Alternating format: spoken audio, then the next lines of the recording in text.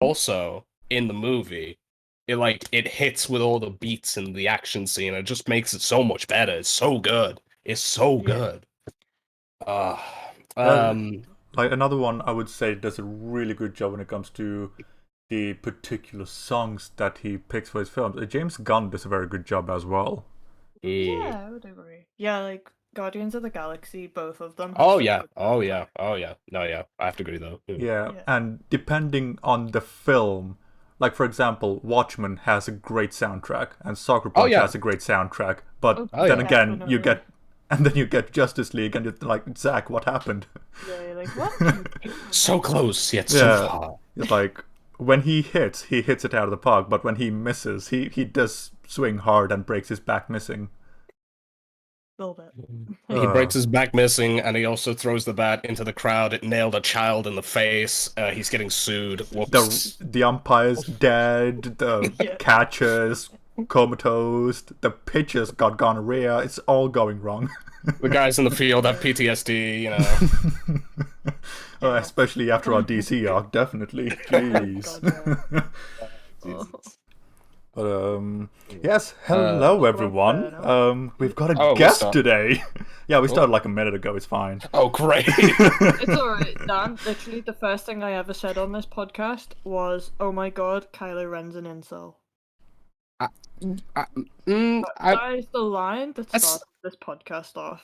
I mean, What, like, I wouldn't say that's 30 far off. I don't know a episodes goddamn thing about Star Wars, but he does look like one, so... He do behave like one too. Like he, Anyway. to be fair, he does look like a Black Veil Bride's reject. So who? Oh god, yes, he do. Definitely a vocalist.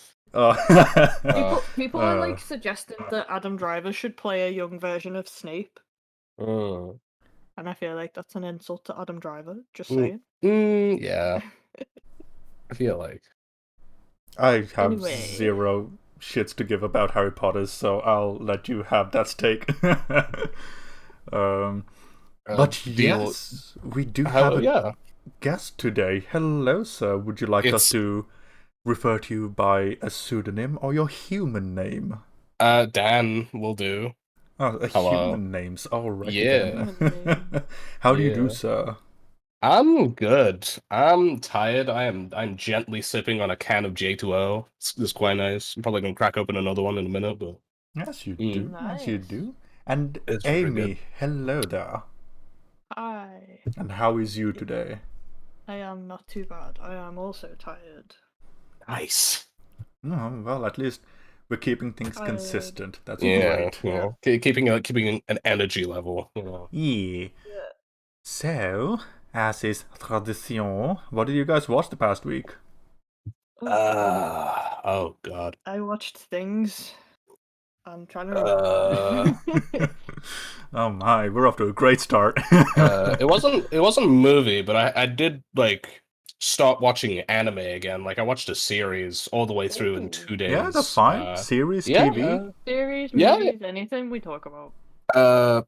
It was it's a series that's been adapted several times, but this one was a 2021 adaptation. It's called Horimiya.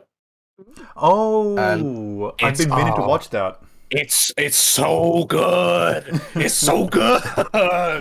Because I've read a couple of the chapters and I really liked it, so I wondered It's how they were handling it. It's like chef kiss. Just the visuals. Oh my god. What was it? Studio Clover, I think, that did it. Cloverworks, I think, yeah. Yeah, Cloverworks. That's it. Yeah. Dudes who did Darling in the Franxx. Like visuals, just chef kiss. The soundtrack, chef kiss. Just the whole thing. It's good. So, what you're trying to it's- say is, it's pretty decent. It's pretty good. I gotta say, goddamn. It's so good that I didn't shut up about it for 2 days, and once I finished watching it, I started reading the manga. Yeah, manga is pretty good. Instantly. It is absolutely fantastic. I 200% recommend it if you need something that's nice, kind of light, and just sort of just pleasant. It's good. It's It's good got a lot of vibes. wholesome tisms going on. So. It does. It really does. I will definitely check it out. I would absolutely if I were you, but I'm not. So No. But I would. You better. Swear to God. I know where you live. I know. Oh my god. Reserve the threats till we're off stream. That way you can hide the evidence. It's good. Yeah, I'll be honest, I really haven't been watching like much because I've recently had to do the whole uni thing and submit like final assignments and stuff for third year. So I kind of basically was in that well for like 3 weeks, and then I spent a solid like 4 days doing nothing but gaming, like just straight. So you are one of those things we call a young person. Yeah, it's weird. I am 21 years young. Oh my god, you're a child compared to baby, me. Right? Yeah, born in 2000. God, who dare? Who dare? Oh. It's okay, David's the baby of the group as well. Right, how old is he? He's 23 now, isn't he? Yeah, he's 23. Yeah, but like, he's 23 and I'm 21, so... You're the Uber baby. That's maths. You're like the baby out of Resident Evil Village, you know, the one in the basement. Like Atonement, that's also a baby. God. I want to cosplay as tall lady, even though I'm really short. That's fine. You can just I'll be a short version of it. Yeah. You know, I'm so glad that there's finally a tall woman in a game, because now I'm like, finally someone I can like that's the same height as me. Yeah. Well, that's fair. She like I look how they made like an in-law reason why she's like 8 foot. It's Resident Evil. Who cares about lore at this point? Yeah, I know. I get it. Like, fucking bioweapons. What happened to the zombies? Like, why is the goddamn werewolves now? But also, I mean, they are still like zombies. Kind of. It's kind of like the Molded in 7. Like, they're not really zombies. It is going down the route of like, oh yeah, bioweapons, because you know. Yeah. But yeah, I like it though. I like it. It's good. Don't get me wrong. I love Resident Evil, but it's so so fun trying to make sense of it, because you're like, this makes no sense. It's terrible, but it's so good. There is actually there's a it's like an 13-part YouTube series of a dude who actually just goes through every single piece of Resident Evil media except the movies, because those are their own thing. Yeah. Oh, they're incredible. Yeah. In a way, certainly. It's like Batman and Robin. It's incredible.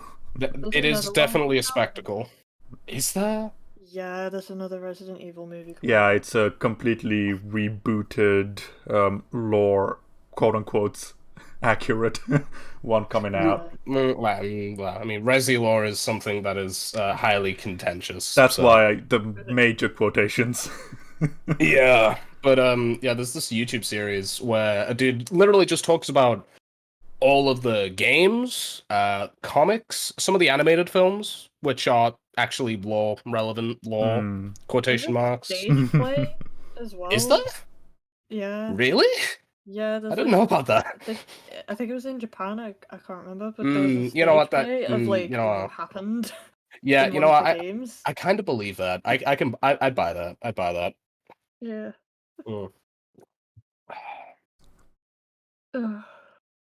So anyway, Amy. Segues are weird. Yeah, always. They happen a lot. But Amy, what have you watched or played? What did I watch? Well, since we're talking about Resident Evil, I started playing Resident Evil 4, so that's been fun. I'm still relevant, at the moment. Actually giving you trouble. Yeah, honestly, I hate her. I just want to throw her out the window half the time. Just like, please go away. You die too easily. Like, she literally just walks into traps or walks into zombies, and I'm just like, I can't with you, Ashley. It's fine. Well, she's the president's daughter. She's not meant to be smart. I mean, this is an escort mission from the mid-2000s. It's kind of expected. You is right. Yeah. Pretty sure. Yeah. Sorry, you go. No, go on. Okay, I also watched a film called Mitchell and the Machines, and that was right, the Netflix cartoon, right? Yeah, Mikey kept asking me to watch it because he was like, I think you'll really, really like it, and I watched it with him, and I like laughed my head off. I've heard it's really good. It's done by the same team who did Spider-Verse, so Yes. Oh, that yes. one. Oh, I've been meaning to watch that. Yeah. Yes, it's very good. And also, I'm like, my child has good taste. I'm happy. Good. And also, I find it really funny that like a couple of days ago, he was like, "Mom, I don't like animation," and then like animes for kids, and then it's like, watch Hellsing with me for a moment. Yeah, that's always a good one. Watch Hellsing. Yeah, watch Elfen Lied. But yeah. He was like, "You should really watch this with me, Mum, because I think you'll like it." And I watched it with him, and I was like, "Oh my god, this is really good. Like everyone should watch this." Yeah, I feel the same way about Spider-Verse. Yeah, it is my favorite Spider-Man movie. And oh yeah, same here. Oh yeah, the soundtrack's amazing. I listen to it constantly. It's so good. What's Up Danger? Holy shit. Oh yeah. What's Up Danger, Invincible, just everything. The entire soundtrack is fire, and I can't say otherwise. I watched a series called Ginny and Georgia as well. And it was not what I was expecting it to be. I was like, oh, is this going to be just like Gilmore Girls with like mother-daughter relationship? And it is, but it's nothing like Gilmore Girls. It's like, holy crap, there is so much going on, and it's actually quite, like, there's mystery in it and stuff like that, and it's really cool. Yes, but is there incest? No. I'm out then, you know. Not sold. That's it. I'm out. Peace. Like, I have standards, bro. Like, I got standards. There ain't no incest. I'm out, bro. I'm out. That's me, dog. I don't want it. Yeah. I was watching it expecting it to be like a wholesome like sitcom, and I was like, what is this? Murder? Ooh. You have my interest. And then can be murders in sitcoms. It kind of went well, yeah, but this wasn't done in like a sitcom way. I don't know how to explain it. Like I don't know how to really don't know how to explain it. It's going down the more serious route, but it also has like funny moments in it. Yeah, kind of like The Mentalist. Kind of, yeah. Okay. But yeah, I was a bit disappointed because the last episode just kind of, it felt like they deliberately were like, yeah, we know this is gonna be popular, so we're just gonna like not wrap anything up at the end, and we're just gonna leave it on a cliffhanger. And I kind of hate it. I kind of hate it when shows do that, because it's like, don't be so, like, seriously, at least wrap up some of the story elements from this season, and then leave us with a plot thread. No, why would they do that? They know you're gonna watch season 2. Yeah. Why put any effort? They know you're gonna watch it. You're already invested. You're in the rabbit hole. You can't escape. Irritating, because it was like, it felt like all these things were being set up, and then there was no payoff, and I was just like, I hate it when there's no payoff, or like not even all of it, but like at least some questions answered would be nice. I mean, I guess I don't know. I don't know a goddamn thing about writing. All I know is music, and even that is brought into question occasionally. Well, luckily for you, we're talking about music and soundtracks, so hey, hopefully you'll fit right in. Hell yeah. I can gush about soundtracks easily. Yeah. Well, as far as me, I watched that Ben Affleck basketball film that came out a few years ago, and it was quite decent. Yeah. Nice. Very much a wholesome watch. I would give it that. Pulling the heartstrings and all of that. So yeah. Yeah, we like that. Yeah. So also finished God of High School, which was a fucking ride. Like it was not good, but it was fun.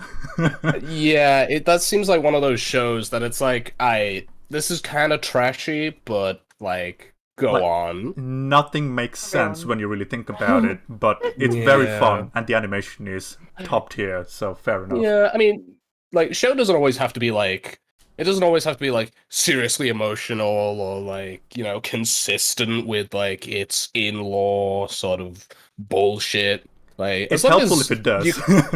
Yeah, as long as you can have fun with it. Consistency here.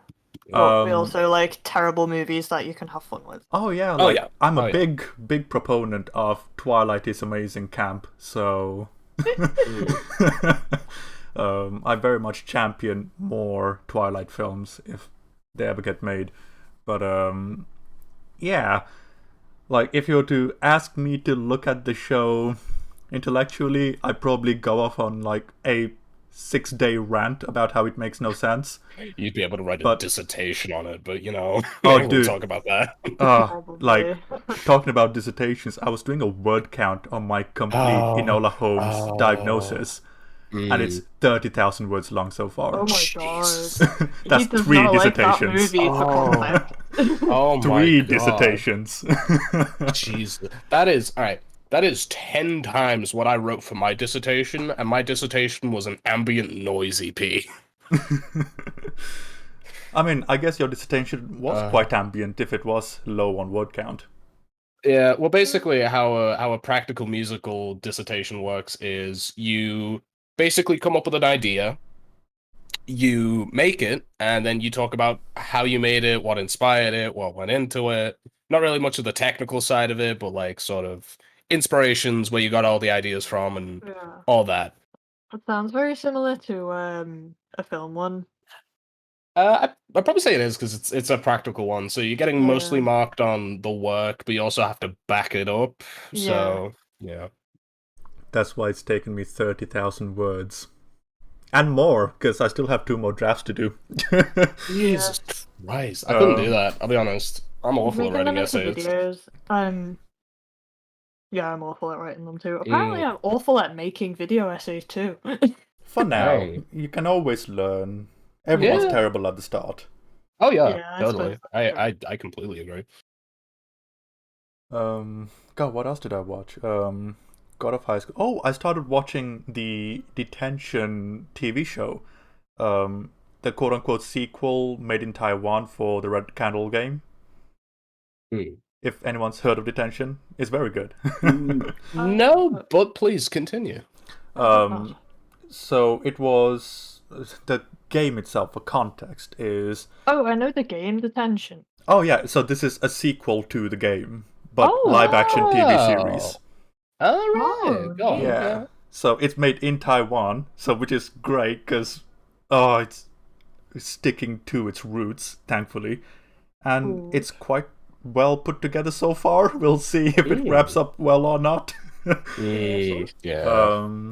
But yeah, that was good, and I think that's it. We'll see. But yeah, that's what I've been up to.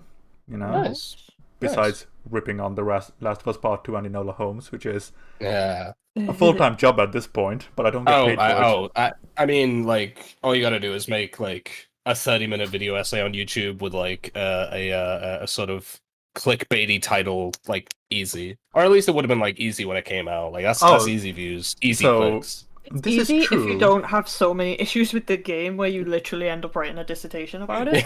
Or if you're donkey. I'd probably say yeah. Maybe if you like slice it up into parts, like make like a 5-part series, so just break it up. As it stands, I have I just finished writing my segment on literally Joel riding his horse to the town. And already I've got nearly 2,000 words of issues. Fucking hell. And I've got like 40 more hours to go. I knew that game was very contentious, and I'm not going to lie, I didn't play it. I watched a playthrough of it, but I'm don't not worry. Playing it either. Don't worry, I will not. I will not. I refuse. I abstain. Like, this is like a matter of principle at this point. I hate this game so much that it made me love The Last of Us Part 1 more than I realized I did. It's actually fascinating. I get that. I always used to think like, oh man, people never shut up about The Last of Us. Yeah. Like, I get it's a good game, but really, guys, but like, now that 2's came out and they've kind of made a bastard of it, it's like, all right, I got what you mean now. Yeah. Like, I kind of get it. I mean, it's still a perfectly serviceable game, but I like it a lot more now. Thank you, Last of Us 2. I didn't realize you'd do this. Yeah. It's like if you lower the expectations, a lot more things seem like pretty good instead of being like, oh wow, this is really popular, you know? Yeah. But I saw something the other day that sent literal shivers down my spine, and it is that Neil Druckmann has finished a point outline of The Last of Us Part 3, and I Oh, can't no. explain No, to you no, the no. terror I felt in me when I read that. No. Oh, Oh, no. It's like that meme. Oh, no. No, no. No. But you know Don't worry, what? guys. I'm gonna Last play of it, Us 2. Oh yeah. and I'm gonna rip it. I'm Oh, gonna play it please. live. Yeah. Rip But it live. twitch.tv/. We'll see. No, it's We'll probably figure it on out. YouTube. Well, but, yeah. it's all fair game. And then his worst part is Neil Druckmann's got input on the TV series, and I'm like, no, keep him away. Oh dear. He's Oh, not the Stay good away, one. man. Keep him away. Oh dear. No. Like every time I hear something about this series, I'm like, oh, that's more excitement gone. Boo this man. Oh. Spoilers for Last of Us 3. Ellie loses a goddamn fucking hand. Called her Ethan Winters. Oh no, it'll I be was like, actually oh, gonna say it was gonna be like Rick from the Walking Dead, but yeah, I don't know. Ethan Winters works Yeah, I as was about to say, well. I think Ethan Winters a bit more topical, considering Yeah. like, 7 loses a hand within the first 20 minutes. 8 loses a Loses a hand within hand. the first 20 minutes. I Twice. spoilers for the game, guys, but yeah, I love how he just like sticks it back on. Oh yeah. yeah, it's like hilarious. with Jesus Juice fixes the coat and everything. It's great. I love how they actually made a lore reason for that. Coming back to Yeah. the Resident Evil lore. It's not a Yeah. good reason, but it's a reason. At least you it's know a what? reason, yeah. At least know they're not what? like it's fine. Yeah. He's just good. It's just- just the chems. He's literally a fungus. It's fine. Yeah. He's like- mold. Resident Evil 8 spoilers, by the way. Yeah, I said that before. Yeah. I mean- Ethan's a goddamn fucking mushroom, man. Like, to be fair, if anyone's watching us and does not know that the spoilers incoming, you haven't been watching for long. Oh have you? yeah, true. Just put like a giant spoiler warning in front I of the mean, we entire are the video. spoiler show, so hey, Yeah. you're It's talking not to about people. cars. Spoilers. You're talking to people who went through 15 hours of Zack Snyder's Justice League. We Yeah. have no problem with spoilers. Yeah. I do- also uh, am never watching a DC movie again. I'm kidding. Reasonable. Don't worry. I'll do it in your stead. How about Okay. that? No, I'll it's save fine. I'll save myself the trouble. I am gonna watch Suicide Squad because, like, I have. I am. I'm cautiously Cautiously? optimistic. Yeah, that's what I was gonna say. I couldn't think of the word. I was like, Yeah, it doesn't look bad. It does not look bad. And plus, it's James Gunn, so you yeah, never it's good, fucking know. so Yeah, that's yeah, why, like, true, that's yeah, why yeah. I have like high hopes for it. Oh my But god. I'm still like, it might be bad. Speaking of Zack Snyder, last Friday, well, it would be the previous Friday as of the time of this release, but the first 15 minutes of Army of the Dead is on YouTube, and I Oh my watched God, it, is it? and it's really fun. It's really, really fun, but in the first 15 minutes, already I have like 20 issues with it. God no. Oh no. It is fun, though. It is so fun. It looks fun. I'm not expecting something intelligent from this, because fucking hell, it's Zack Snyder, but or at least consistent or makes sense in the world. But as far as having a good time, I had a really good time watching those 15 minutes, and then I'm like, what the fuck's going on? Why is this happening? No, just stop. That's a shame. Intellectually, it's gonna be terrible, but enjoyment-wise, I reckon it'll be a good 2 hours.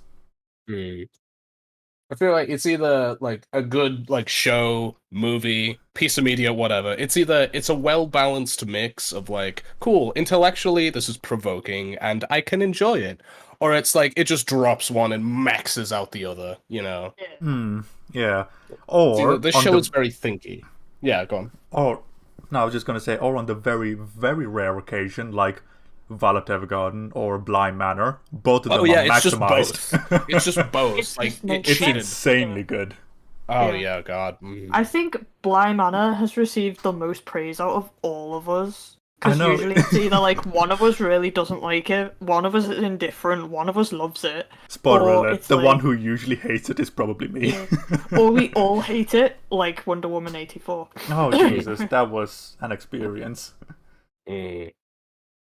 God, I remember you talking about that. Jesus, Yeah, I was like, this film is so bad, I hate it.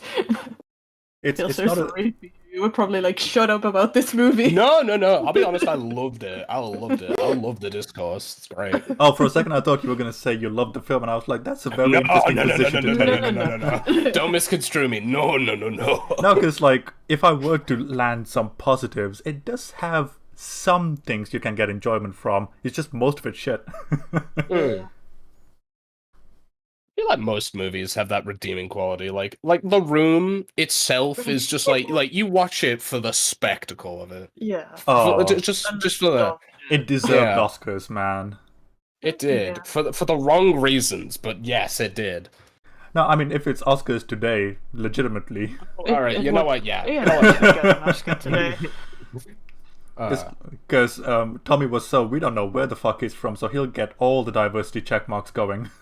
I mean, to be fair, the man himself is an enigma. I'll be honest, I don't know what goddamn thing about him. I mean, other than he was in the room. I mean, maybe he's an enigma, or maybe he's a literal amoeba, and we just don't know where he came from. Yeah. Maybe he reproduces by splitting into two, like an amoeba. You know what? Yeah. Maybe. I could see that happening.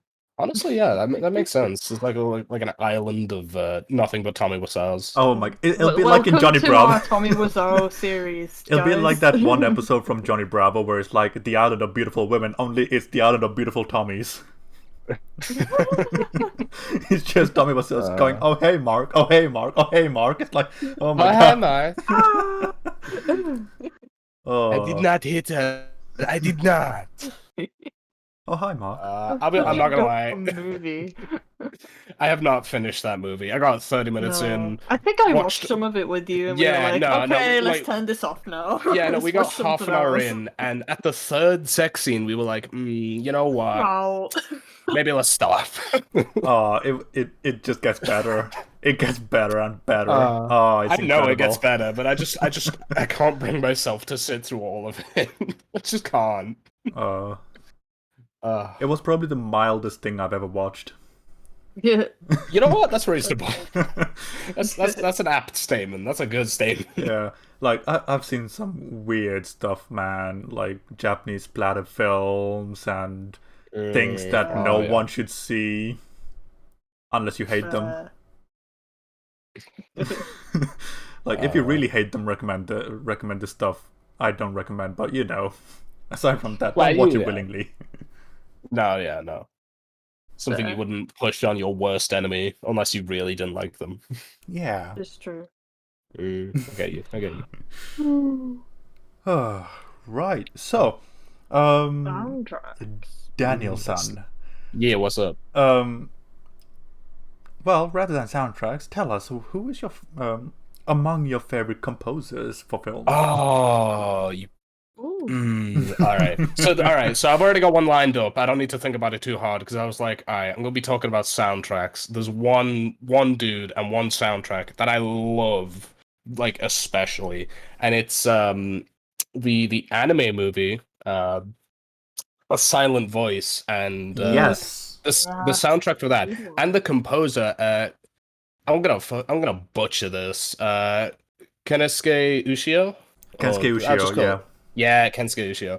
That entire soundtrack is some of the most beautiful music I've ever heard in my life. The way he manipulates the piano in that film is it's fucking so masterful.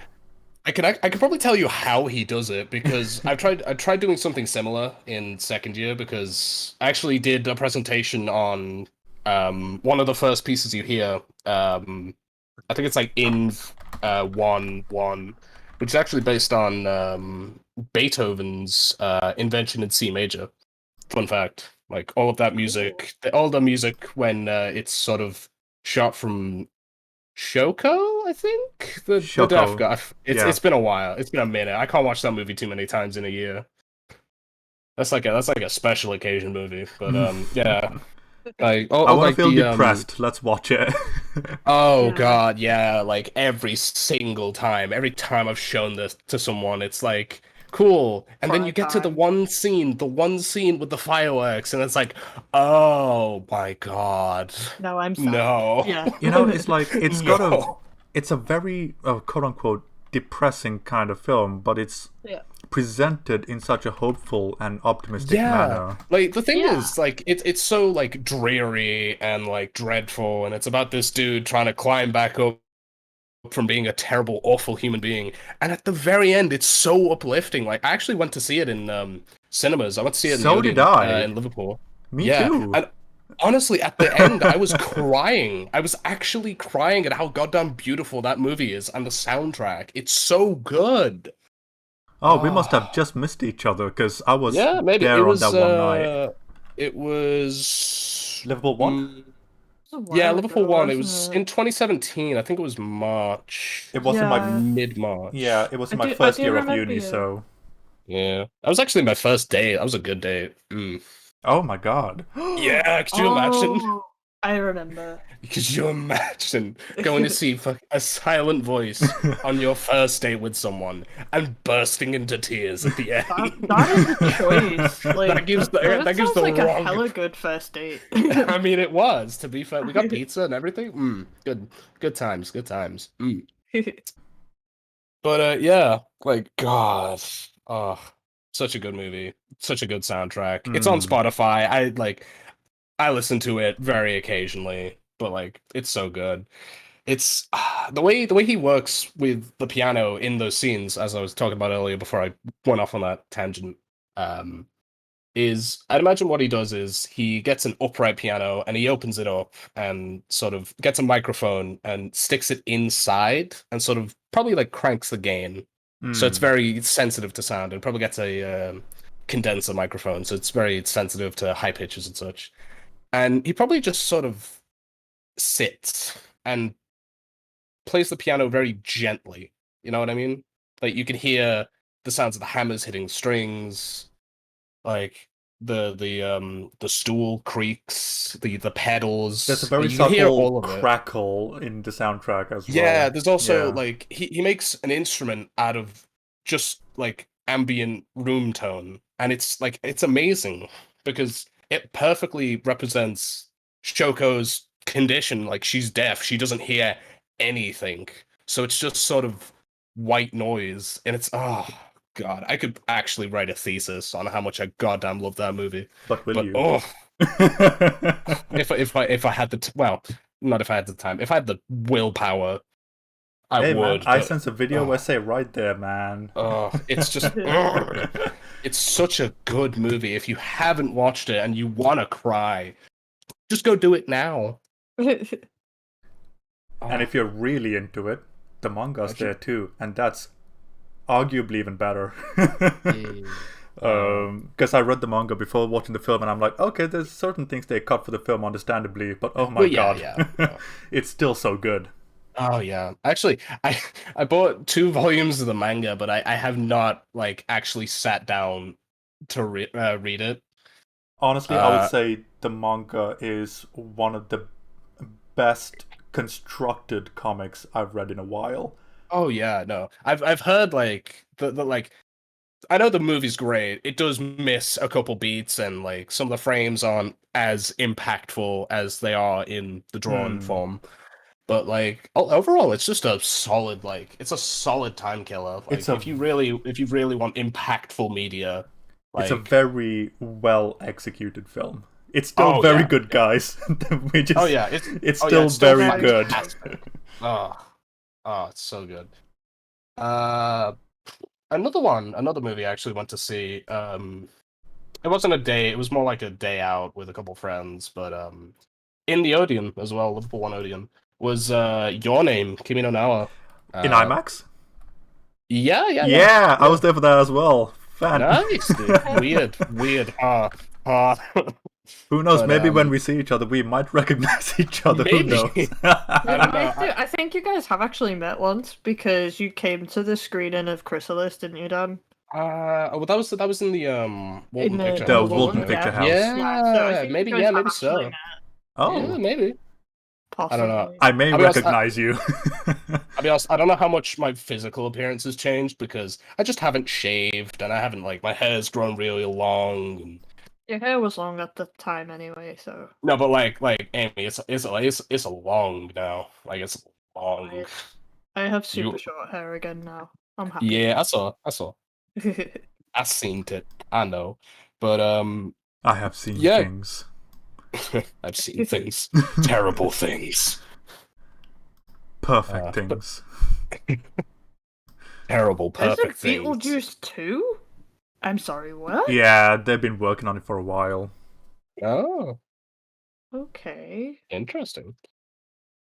Fair Well, yeah, the Your Name. Kimi no Na Yeah. the Your Name, Kimi no Na. Actually, a really good film. It's a bit more like, I wouldn't say it's as impactful as like A Silent Voice. Like, it's not as like, you know, It is intimate. a Shinkai film through and through. It is a Shinkai film. There's a lot of like time-tisms going on, and oh yeah, there's a lot of like tisms. oh yeah, but like it's really good. And actually, I listened to the soundtrack before I watched the film, to the extent that like when I was watching the film, I knew the name of the track that was playing. Because the soundtrack's just solid. Like, Radwimps did a great job with it. Absolutely. Did you see Weathering with You? I have not actually watched Weathering with You. I just know Radwimps came back to do the soundtrack for that. Also, not bad at all.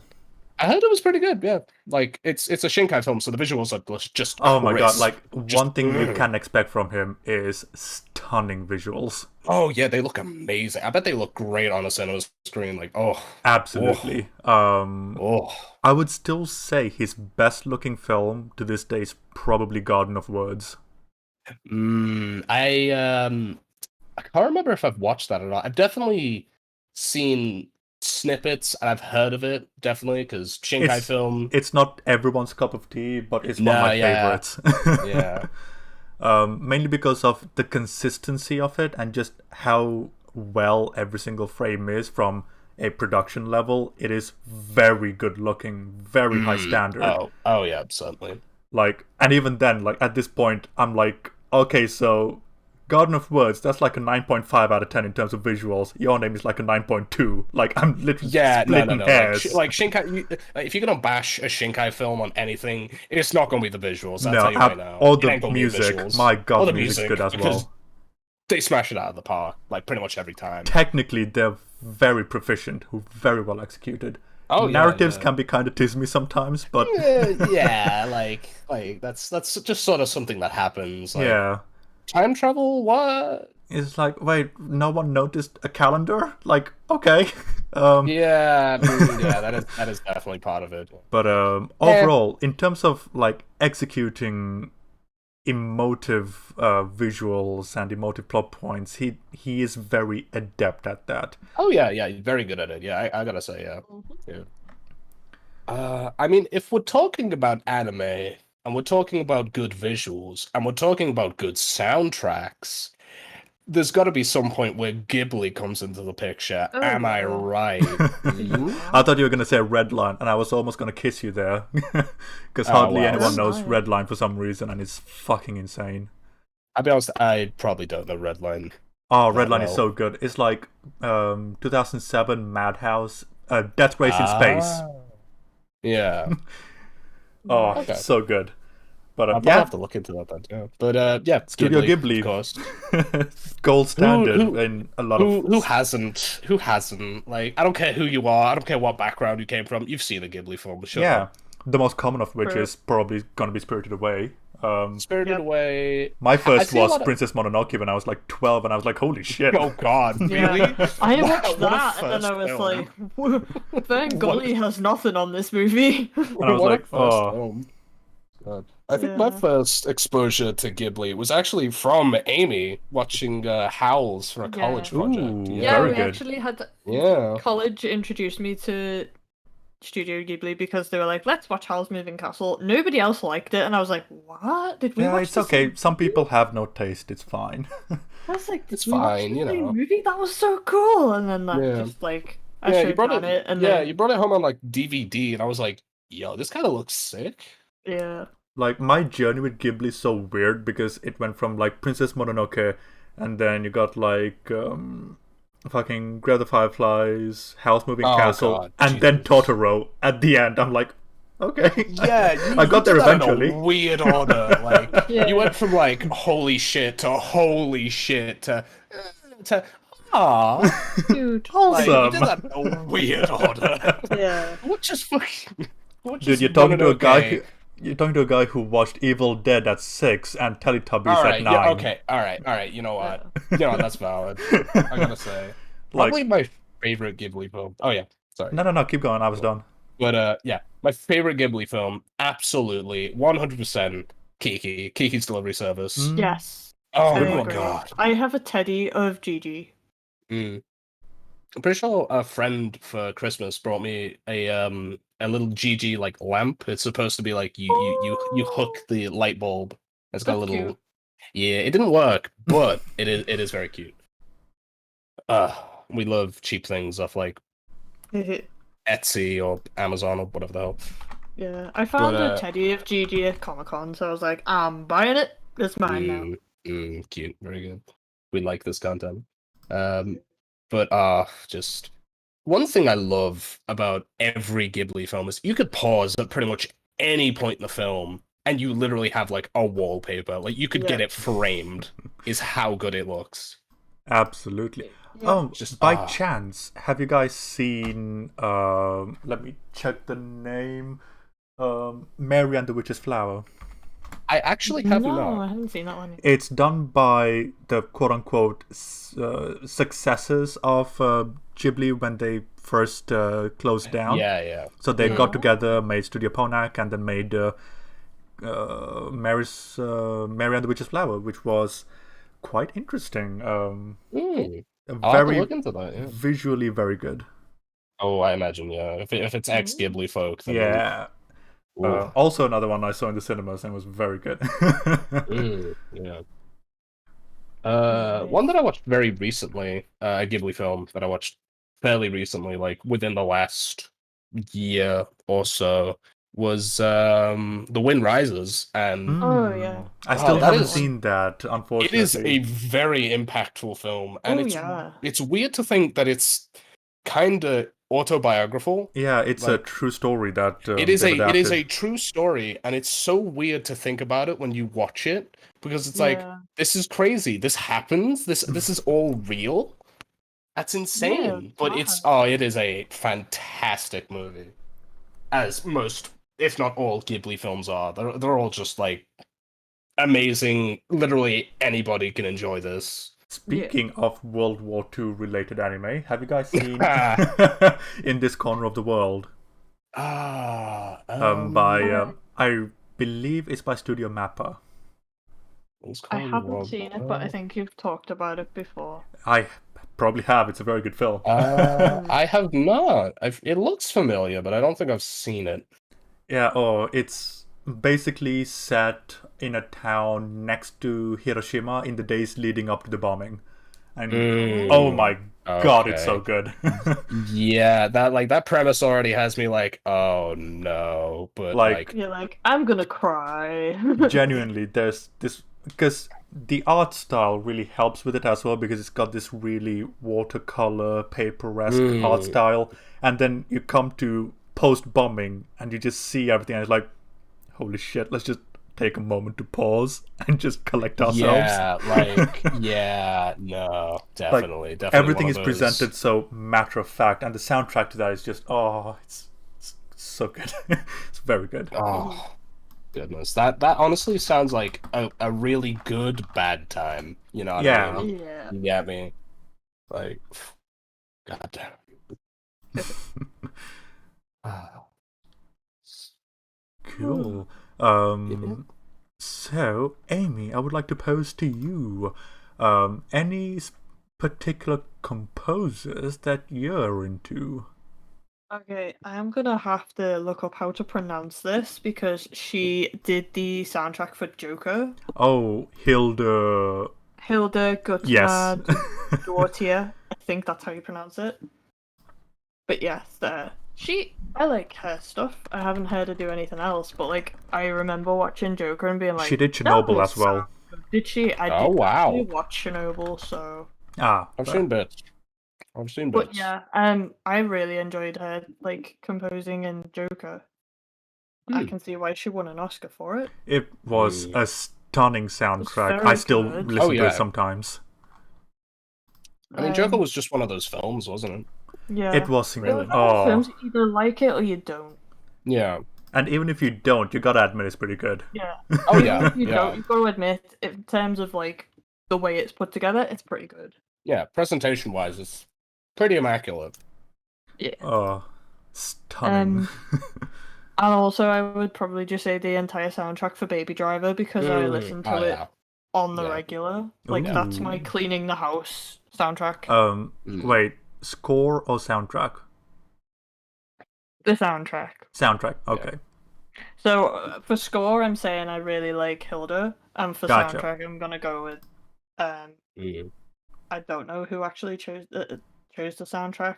Because it's I'm pretty sure that the director picks the songs that he like. Because if I remember correctly, James Gunn actually writes the song he wants into his script. If I remember correctly, so I'm really guessing it's the director. I feel like I would do that if I wrote scripts, which I plan to one day. I believe in you. Thank you. No. Oh my god! Plot twist. There's a really good. I need to what is it called? I can't help you. I need to no, more. it's fine. It's a really good movie. 1983 film. You probably have heard of it. Merry Christmas, Mr. Lawrence. I've heard of it, but I've not seen it. I can't remember if I've seen it. I haven't actually seen the movie fully. Anyway, I should probably sit down. But it's essentially the premise is there's World War II and there's captured Allied forces in a Japanese war camp, essentially. And that's the general premise is they're just, they're trying to not get executed. Doing all types of stuff. And there's a track in it called, Merry Christmas, Mr. Lawrence. The soundtrack. David Bowie. David Bowie, yes. David Bowie did actually star in it. Yeah, he's the main character for the Allied prisoners. And the dude who did the soundtrack, Ryuichi Sakamoto, it is a stunning track. It is absolutely breathtaking just to listen to. I'd highly recommend it. It is a fantastic piece of piano music. I'm pretty sure there's some violins in there too, but it is absolutely breathtaking just to listen to for the first time. I would 200% recommend it to anybody looking for a fantastic piece of film score. It is absolutely immaculate, I have to say. Oh, he did the soundtrack to The Revenant as well. Did he? I didn't know that. Apparently, I'm going through his quote-unquote filmography, yeah? Yeah, filmography, discography. At least from what it's saying. Oh, he did Appleseed from 2004. Awesome. I like that film. Yeah, Ryuichi Sakamoto, yeah. Good fella. We actually had to, there was a, module in second year where we had to study, talking about music, essentially. So describing music and analyzing music, essentially. And the final,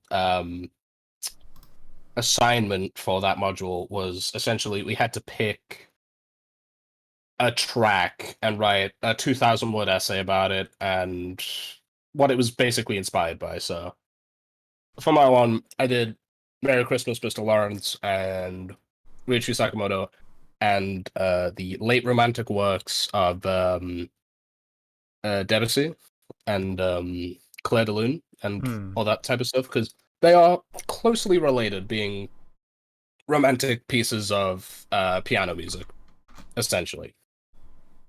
Because it actually turns out that Merry Christmas, Mr. Lawrence uses some techniques and stylistic choices from tracks like Clair de Lune and other pieces by Debussy. Cool. Which is very interesting, yeah. At least I thought so.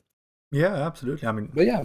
You can't go much wrong with Debussy, so... No, not really. Romantic music is great, especially romantic piano. We had to study that in A-level, and very interesting, very good. Yeah, I love the piano for romantic music, and then when it comes to like upbeat, energetic music, it's either got to be violins, like Paganini or hardcore fucking drums like a Japanese tanka band or something like that. Oh yeah. I get what you mean. Oh, totally. Is that the actual name for it? Japanese drum band. Let's see what it's actually called. Taiko band. I was close. Taiko, yeah, Taiko. Yeah. Oh, I'm sorry. Oh my god. Oh, I had a really big sneeze, and I was like, no, and then it was like, Bless. Screw you, I'm coming out. Bless thee, my child. Thank you. Bless. Sweet. Right, so well, if we're gonna go through anime first, because why the hell not? Okay, right. Yeah. A composer that I really love is Yuki Kajiura. The most notable work she's probably done is probably going to be Sword Art Online. But I'd say her best works that I've listened to at least is probably going to be from a little anime called Pandora Hearts. Oh my god, like it's like give or take 12 years since the anime, but that soundtrack still holds up. It's so good. And she's done a few movies as well. She did the Chinese film Lord from a couple of years ago, and it was the best part about that film. But yeah, she is incredible composer and really knows how to get you pumped up for a workout. So hell yeah. We like that. We like that. We love to see it. Oh yeah, totally. I don't know many Japanese composers. It's fine, any will do. I just wanted to put Kajiura Yuki because she deserves some love. Oh, definitely. Like, yeah. I imagine not many people have heard of her, so definitely spread the love. Yeah. I'm trying to think of animes that I've watched and soundtracks that I've liked, but like, I mean, it doesn't have to be anime. Anything will do. Just whichever ones you really like or think are good, either one will do, really. I do like both Kill Bill soundtracks. Yeah. I feel like they work really well. I also really love the scene where she's walking through, I think it's like a Japanese bar, and it's like all one shot, and she's walking through, and the song playing is very like,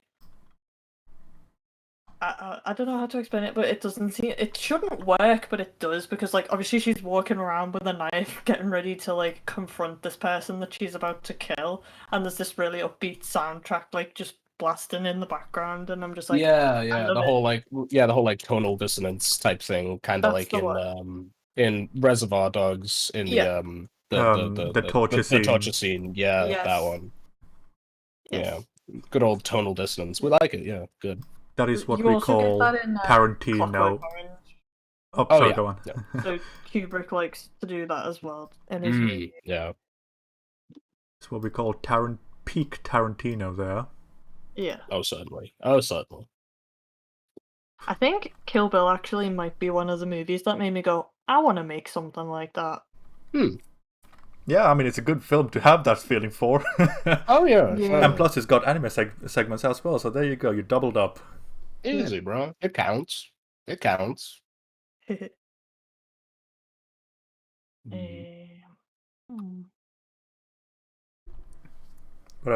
staying with Tarantino, I'd say soundtrack to, if I remember correctly, Once Upon a Time in New York, different film.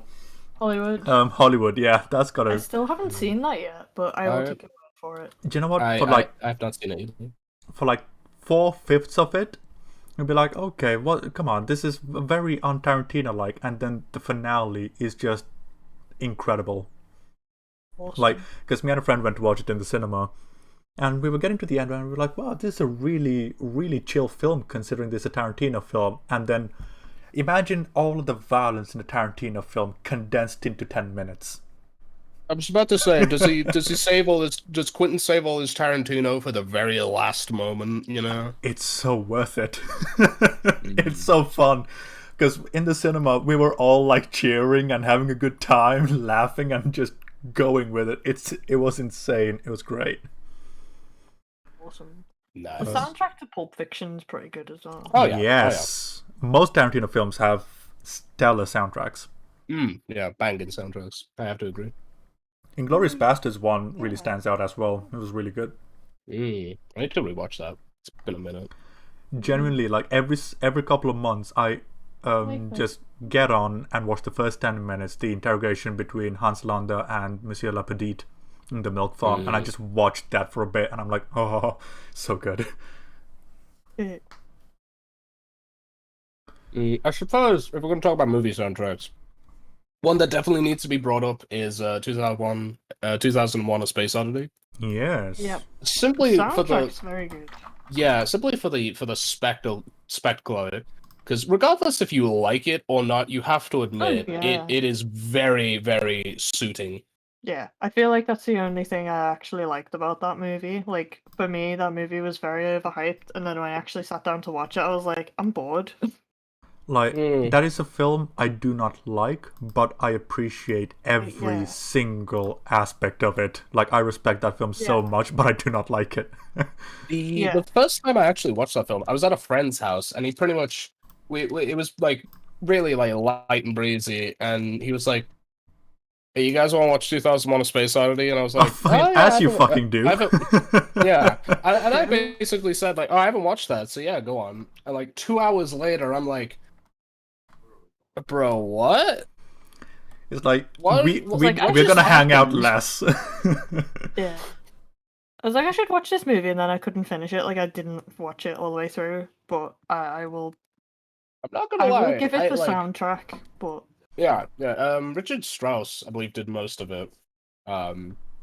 As actually a separate piece. The Planets, I think, is the suite where most of the soundtrack is taken from. I think. I'm not sure. Let me see. The Planets, you say? I believe so, by Richard Strauss. Is it Richard Strauss? Yeah, I think so. Richard Strauss, yeah. Yeah. You know what's really interesting? I don't know where it was, but there's the journal of Arthur C. Clarke during the production of this film, and it chronicles all the way from him meeting Kubrick for the first time all the way till its release, and he was like, it was only supposed to be a 2-week job, it ended up taking 5 fucking years, thanks Kubrick. It's like, oh my god. And it's so fascinating just reading all of it from Arthur C. Clarke's point of view.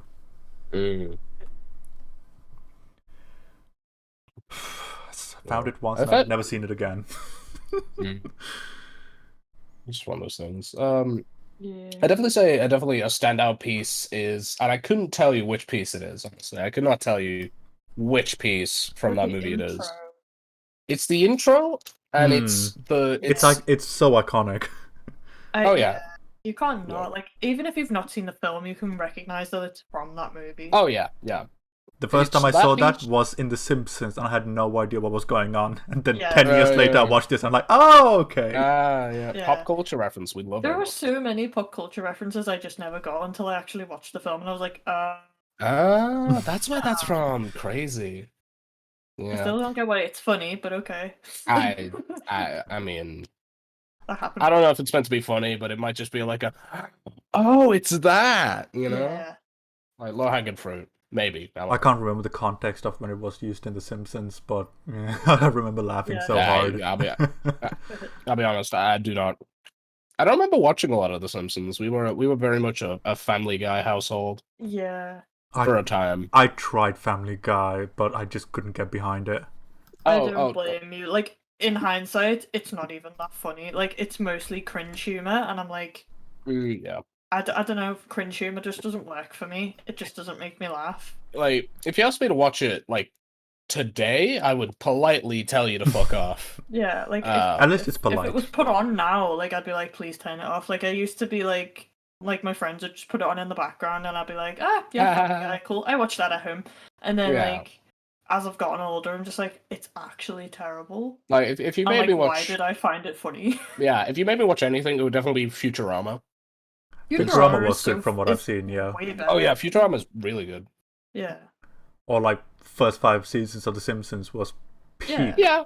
Yeah. Oh, there's a video by I think I've told you about him before. Super Eye Patch Wolf. Eye and he does, Patch, like, yeah. Yeah, Yeah, I it does a love Super Eye video Patch about Wolf. like Oh. how the Simpsons declined, and it's really interesting. Like he Yeah. like talks about how all the jokes are like set up and how they work better, you know, Yeah. before season 5, and like the decline of the writers and whatnot. And it's really interesting. I absolutely adore Super Eye Patch Wolf. Like, He is Yeah, very just- good at what he does.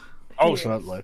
Oh god, did you watch you- the Space Jam video? I was Yes. laughing so hard. As soon as I watched it, I was like, "Oh my god, Dylan needs to see this," and then I forgot to send it to you. But Oh. oh my god, how funny was it? I was like, what the fuck are you doing, dude? This is like this is kind of funny, but like it was really good. It was very entertaining. Ryan described it as a 30-minute shitpost, and I was like, "Yeah, Pretty much, That's what yeah. I mean, it's to be fair, great." if you were in his position, you would do the exact same thing. I would. Oh, I'm No not looking doubt, forward no to doubt. Space Jam 2, by the way. No, I'm not. Mm, Space Jam yeah. 1 was fine. Why you I gotta... liked it. I like it for the spectacle. Yeah. And plus, you think got that's the whole Michael Jordan just having none of it. Yeah, yeah. Like, take this dude who is not an actor at all. I just throw him in a movie with the Looney Tunes. Looney Tunes, yeah. Why not? Some of the wackiest motherfuckers in television history. I also remember watching Looney Tunes back in action a lot when I was a kid. Mm. It's not a Another good film, fun but I game. remember like having a good time watching it when I Oh, was yeah. young. Yeah. Got Yeah, Brendan yeah. Fraser in it, and like I used to have a crush on him, so I was just like, yeah, I'm gonna watch it. Oh, Brendan Fraser, what a Because, fucking like, guy. Yeah. He made a big comeback recently, didn't he? He made like Yeah. a giant transformation. I'm so He proud of him. is. He Yeah. did. I He's- feel super sorry for the dude because it sounds like he had a rough go of it. Mm. He seems to be doing pretty well though, so I'm Yeah. happy for the dude. I'm happy Yeah. for the dude. We need more of him. Oh yes. Oh yeah. Like I think I need to like go through a bunch of movies that he was in and rewatch them. I definitely need to rewatch all the Mummy movies I because was about to say you could definitely get Been more a in on that while. easy. Yeah. yeah, she'll yeah. be like, "Mom, you want to watch the Mummy?" And she'll just be like, "Yep." Should just look at you and be Or- like, yes. If you're really hardcore, you can watch his 2-minute cameo in G.I. Joe with Channing I Tatum. can. Because I remember that film. God. I Oh my forgot he god. pops up in Scrubs. He's in Scrubs, and He like, was. It was that very good in episode Scrubs. makes me cry so much. That was a very good episode. It was. But yeah, speaking of G.I. Joe, Snake Eyes looks crap. Yeah. Uh, and I've never watched any of the movies, and I was just like, yes, looks like shit. I don't think I Oh. want to watch it. I grew up with G.I. Joe, and even though I'm not American, I love G.I. Joe. But oh my god, this film looks That's- utter garbage. This isn't even Snake Eyes. It's Oh, that's a shame. it's like Crazy Steve pretending to be Snake Eyes. Jesus. Oh. Anywho. I feel like it's a we love- desire to make everything edgy that ruins things now. Yeah, definitely. It's not even edgy. they're It's making like an- this is something I've noticed quite a lot. Is like for example, that new Anne Boleyn thing that's happening, and they've cast a black woman as it. I'm like, okay, so are you saying it's okay for me to cast Ryan Gosling as MLK Jr.? Because I don't think that's okay. Can we please leave the historical figures as they were? Historical, please. Yeah. Pretty please. If it's something historical, it's probably Yeah. better to try and be as Yeah. accurate as possible to Okay, Like, appropriately I'm okay with it. represent them. There's if you want to two. do that, There's two scenarios I'm okay with it with. A, it's a musical like Hamilton and everyone's Yeah. black. Yeah, I'm yeah, cool no, with no, that. no. Yeah, Or it's an yeah, absurdist comedy. But I don't Oh, think that's yeah. the way Or- they're going. Or yeah, you do it as like a commentary or something, or maybe take the story, modernize it, or like rewrite it in some way and take inspiration from it. Well, yeah, Maybe if don't you're going for remake historical the whole thing. accuracy, like Yeah. maybe actually be historically accurate. I don't Yeah. know. Yeah. What do I know? I've never made a movie in my goddamn life. But it's like, that's kind of the same thing I feel like that's happened with Snake Eyes, where it's like, oh, Snake Eyes, he knows martial arts and shit like that. He's got to be Asian, right? And it's like, no, he's not, though. Please, yeah. no, he's not. He's a blonde-haired kid. Just please leave him alone. He's we love companies bastardizing their franchises because like and their Yeah. IPs. there because Snake Eyes doesn't have a set origin. This is me going off on a tangent, but like Snake Eyes doesn't have a set origin. It's like the Joker from The Dark Knight. He has no origin. That's the mystery of it. That's what makes him intriguing. You know, you never see his face. He's always silent. But now they're saying, oh yeah, we're gonna take the face off, the mask off, and he's gonna speak. And I'm like, oh, so it's not Snake Eyes then, it's a dipshit. And it's like, there are certain storylines in G.I. Joe where the fact that he is white, ingrained in a Asian culture, is part of his roots, and now you've taken that away from him too. And I'm like, guys, stop. Your nuance, you're losing it, please. Yeah, it's like, just stop. Get some help. Like, stop it. Get help. Get some help. Michael Jordan, what a guy. I think so. What a fella. Anyway, mini rant over. It kind of reminds me of Deadpool, the way they butchered him in the Wolverine movie, and I was just like, this is not Deadpool. What are you doing? You showed his mouth shut. The exact thing that makes him Deadpool. At least we got some Deadpool in that film. Yeah, we got some, but like it wasn't Deadpool. Well, at least we got 2 films afterwards, so I'll take it. This is true. I'm happy about like them actually getting him right. Yeah. And I love the fact that he looks like a roasted testicle, so hey. Yep. Right. Okay. He looks like he took makeup tips from Freddy Krueger. Okay, I'm done. I love that one insult TJ Miller says. It's like, you look like a topographical graph of map of Utah. And I'm like, what the hell? Oh, that was good. Yep. Okay. Another.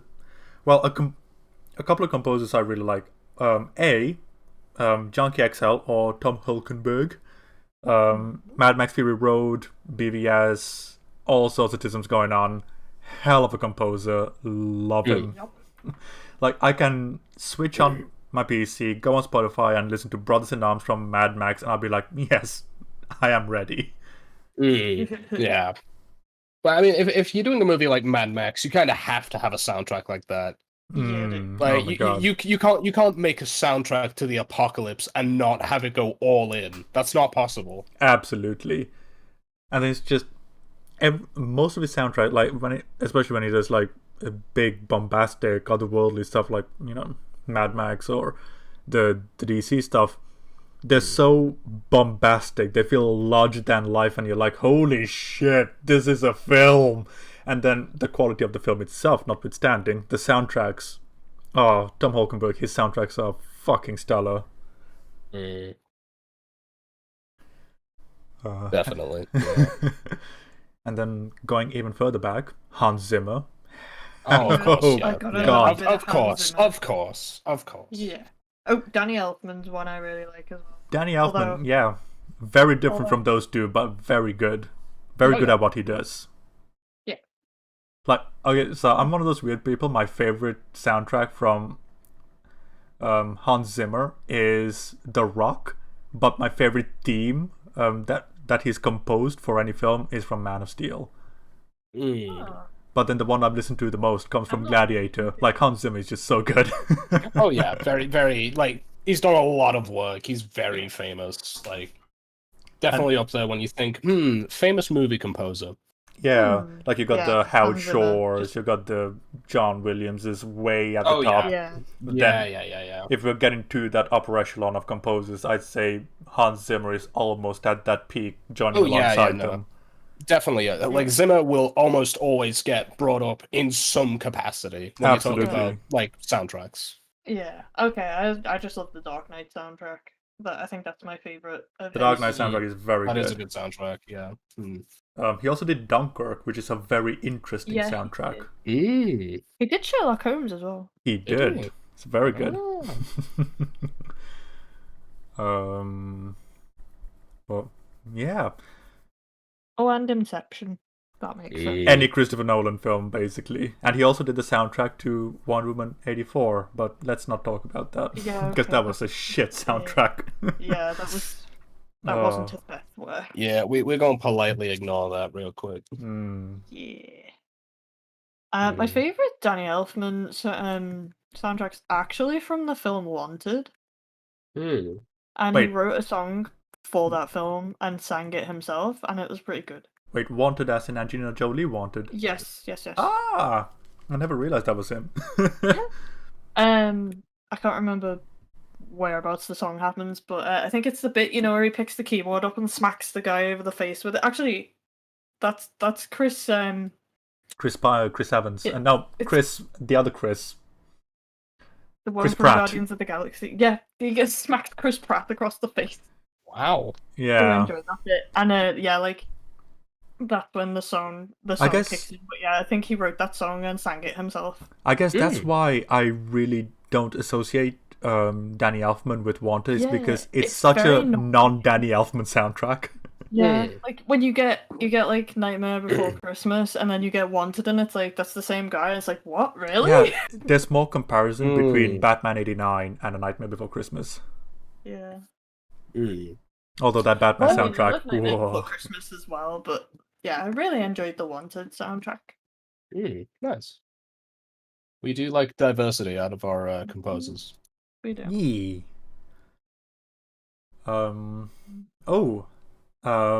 Yuki Hayashi is a very good composer. For anyone who may not know, My Hero Academia and Haikyuu composer. Of course. Yeah. Fucking awesome. Like, Might A is... it's so good. I gotta say, I've actually not finished My Hero. Neither have I. Haven't finished Haikyuu either. Yeah. No, yeah. But one thing I definitely gotta say that I really liked out of that soundtrack, out of that anime, was the soundtrack. The soundtrack was stellar, all the way through. There were some times when the soundtrack overshadowed the show. It was so good. Yeah, definitely. Absolutely. That, like, You Say Run, that's one of the most famous pieces of anime music in recent history, just because it's so iconic. Like, you can't hear it and not be like, yo, let's fucking go, you can't not get pumped about it. Yeah. It is one of those tracks. It's very powerful. And then you've got the standard Hiroyuki Sawano from Attack on Titan, Kota Tsujo no Kabaneri, and stuff like that, who's just... Oh, yeah. So good. Yeah. No. Stellar pieces. Zero Eclipse is probably my favorite track of his. Oh, it's so good.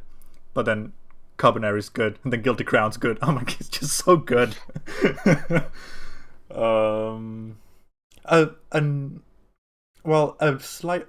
A more contemporary compared to those two.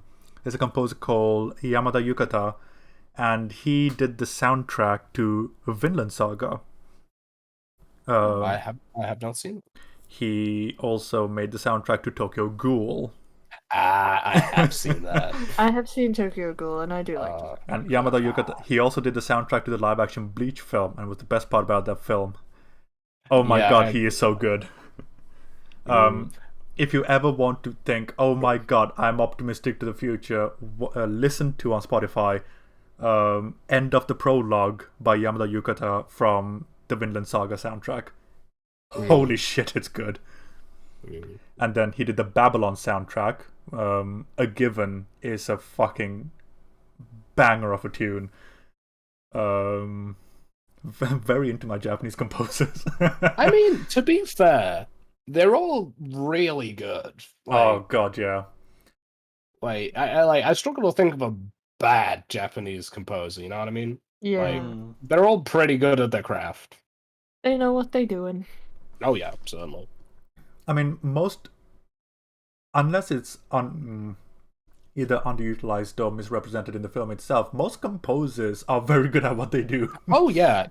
Music is one of those key things. Like, if you have bad music, you've completely fucked it. I'm looking for some bad examples just for us to talk about. Really, it's really hard because regardless of how shit the film is, the soundtrack usually has enough presence or impact to just stand on its own. Yeah. Like, Oh, I really think of think one about film where I didn't really like the soundtrack. to build on what Dan was just saying, just think about a lot of the things that people say about the DC films by Snyder. Like, yeah, the films were kind of wank, but the soundtrack was fucking awesome. Yeah. You know, it's kind of a Like- standard thing to say about those films. Yeah.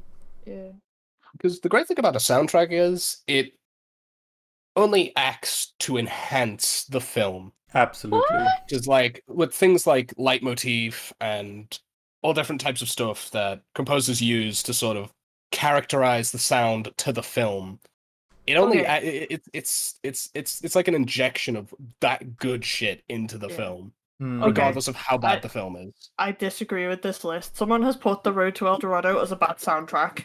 They need What? to leave. What do you mean? It's No, okay. Some people bad. can just be wrong. It's fine. It Bro, how happens. could you have Spider-Man that bad on of here a as take? well. What do you mean? My god, Batman Forever, that soundtrack was pretty dope. Oh man, Batman Forever! What a film! The Addams God. Family, that soundtrack was dope as well. Okay, you are wrong. Jeez, Whoever man. made this list is wrong. Light that man on fire, dude. How can you have such bad takes? Why would you publish such bad takes? Is my question. God. Oh my god! Why is Talking that on about bad Games takes. Radar? Oh, it's Games Radar. That's why. Gross, gross. The only thing worse than IGN, but Yeah. This person clearly just doesn't like Elton John. That's literally the only reason he's like saying it's Oh. bad. Oh, But talking rude. about bad takes, I was watching a video the other day where a guy was like, "Oh, hey, Lord of the Rings is shit," and I'm like, "Okay, I'm open to your ideas. Let's hear what you have to say." Okay, And it's why? like an hour and a half long video, right, going through all three films, and I was like, I'm impressed. Like, you know that meme from Billy Madison where the guy goes, "Not once did you ever say anything remotely close to a human thought. The audience is now dumber as a result of what you just said. I award you no points, sir, and may God have mercy on your soul." Like, that's what I felt while watching this. Like, you have to try to be as wrong as this guy was. Like, Yeah, I feel like you can Yeah, I feel- guess and get things right more than this guy got right. It's impressive. I think probably what he based all of that on, and it's what some people do to garner attention, is that you know that really popular, famous thing that's Yeah, I widely must say I regarded hate as it. being widely regarded as being good. I'm gonna say I fucking hate it. Here's an hour and a half video. Why? Like, I'm not going to say that, Lord of the Rings is faultless. No, like, there are I mean, it has most issues. likely going to be Yeah. faults, of course. But none of what you said was right, so get out of here. All right, bro. You try and adapt the fucking Lord of the Rings books, okay? You fucking We're do talking it. The Hobbit now. Yeah, there is All right, a yeah, lot wrong with that. yeah. I think the real Well- challenge is finding what's right in The Hobbit. Let's be honest. Yeah. Oh, yeah, that's true. That's true. But like Lord of the Rings, you can't like nah. You Like, can't. it's as close to cinematic perfection as you can get. They're Oh, very yeah. good. definitely. Like, And the 4K Like, release is incredible, so hey, watch it.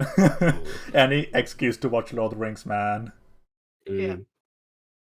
Like man. Christmas series, I think it's replaced Harry Potter because honestly, I feel iffy with Harry Potter now. And it's, Yeah, it's kind I of mean, stained. I'll still watch it, but I think Lord of the Rings is just gonna. Yeah.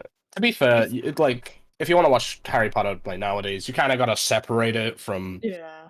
Everything. I mean, it's not. It's not Yeah, bad pretty because much. she didn't actually write the movies, but she still had input on them. But Yeah. like when it comes to Fantastic Beasts, she actually wrote the screenplay for them, so I have more issue with. And you can tell wow. because they're shit. Yeah, and the fucking garbage. Yeah.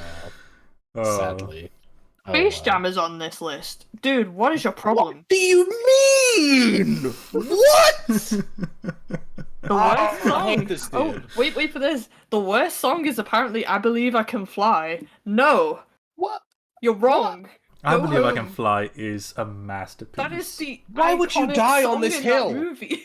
Why is this the hill that you'll die on? It's such a shit hill. Why? There's not even a good reason for not liking the soundtracks. Literally, it's just peaked on Billboard 200. God knows why. That's the reason that it's bad. That's just having a. What do you mean? Do you not want to come down and slam and welcome to the jam? What do you mean?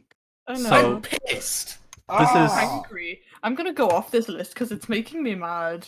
This is why I really don't like these lists from Games Radar and IGN because it's all Games Radar can go in the bin. It's all personal feelings, and there is nothing objective about anything that they say. It's like, oh, why isn't this good? Because I don't like it. Okay, well, tell me why you don't like it. That's fine. You don't like it, but tell me why it's bad. That's a very different thing.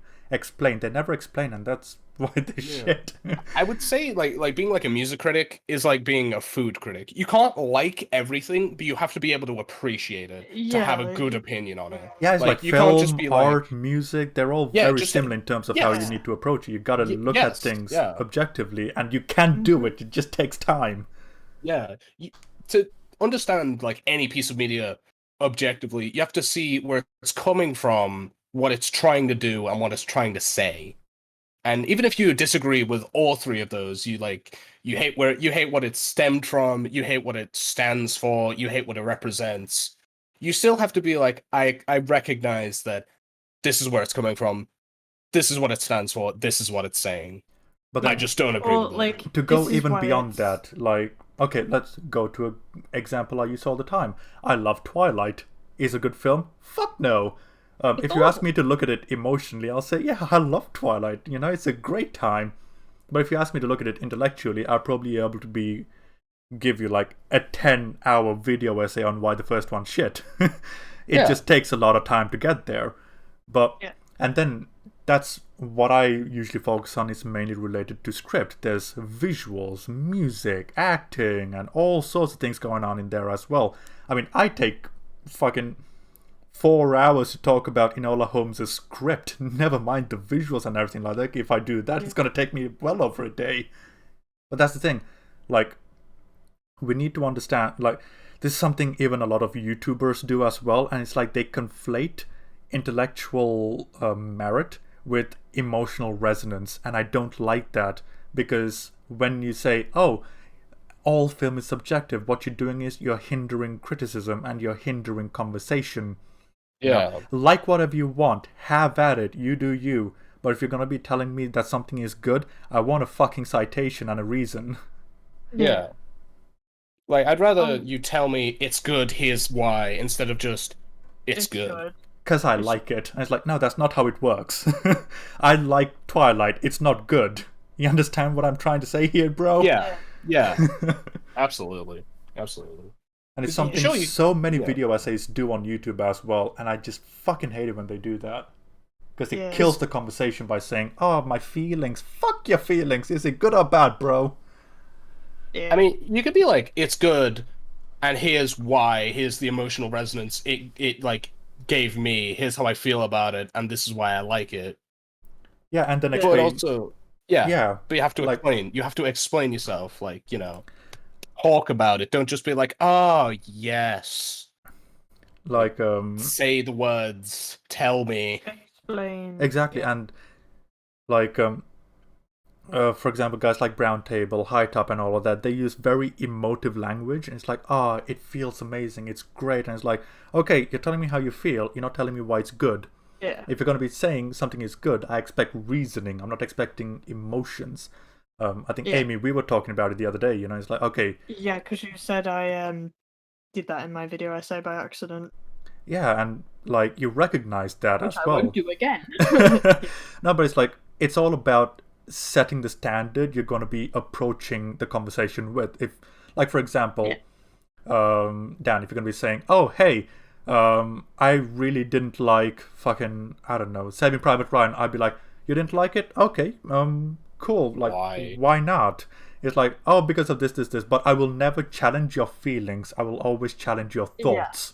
Yeah, no, that's makes reasonable. sense. Yeah, that makes sense. Like, you know, like, after we have a conversation, we may end up with, you recognize it's good, but you still don't like it, and that's fine. you're free to like or dislike whatever you want, but I'd like reasoning so that I understand where you're coming from. And after a nice long 20-hour conversation, if you still don't like it, that's fine. But we should be able to come to a consensus of, do we agree that this is a good film or not? Because that's different from your feelings. Yeah. Certainly. There's always, because you do have to look at it with like 2 points of view in mind. Like whenever someone sends me a piece of music and I just say, this isn't my jam, I like where it's coming from, I recognize what it's doing, it's just not for me. I'm saying I don't personally like it, but it's a good piece of music. Yeah, and I'm guessing you'd say it's a good piece of music because of A, B, C, D, F, G. Yeah, it's a good piece of music because it embraces, like, say if you sent me, I don't know, like, fucking Stairway to Heaven. I'm just trying to think of a type of music that I don't like. Oh, okay. Or like a really well produced like pop song nowadays. Like if you sent me like a Taylor Swift song, I will tell you like straight to your face, I don't really like this, but it's really well produced. The beat's great. Like the production value is amazing. Hook. Yeah. The like great hook. The mixing is fantastic. I just don't really like how it sounds. Yeah, it's like all the technical aspects are neat. Yeah. Yes. I can appreciate what it is. I just don't personally like it. Absolutely. Yeah, that's fair. Nothing against T Swift. Don't really like her music, but I can appreciate the production behind it. So I haven't paid attention to her since Kanye stole the mic from her. So hell yeah, that was pretty funny. And then she brought up that song. It's like, look what you made me do, and I'm like, honey, you're adorable. I do like some. I've heard some covers of that song, and I do like the covers of it mainly because they're metal covers. I think about the great thing about covers is it can completely convey something entirely different. Like a really famous one, which is actually, I believe it's in the Watchmen soundtrack, is the My Chem cover of Desolation Row. Desolation Row, yeah, that was very good. Which is a Dylan song, which is a Bob Dylan song, and you wouldn't really put Bob Dylan and My Chem in the same group, but like it works for the film and it works for the song. It works fantastically. Yeah. Like I love that cover to bits. I love a lot of Dylan covers because Dylan is a really good songwriter. Bob Dylan is a fantastic songwriter. He is immaculate with how he writes songs. The way he performs them is a bit more subjective. His voice it's either you like it or you don't. It's an acquired taste sometimes. Certainly. But like, there's a really good cover album of it's nothing but Dylan songs, except one which is Dylan himself. But I think it's Times of Freedom, and it's just nothing but covers of Bob Dylan songs, and they're all really, really good. The a live rendition of the My Chem one from Osaka is on that album, and it's just really good. Like, it's great how an artist can take something that's already existing and then change it. Yeah, change it, give it their own like splash of paint. Like one of my favorite covers is Chris Cornell's version of Billie Jean by Michael Jackson.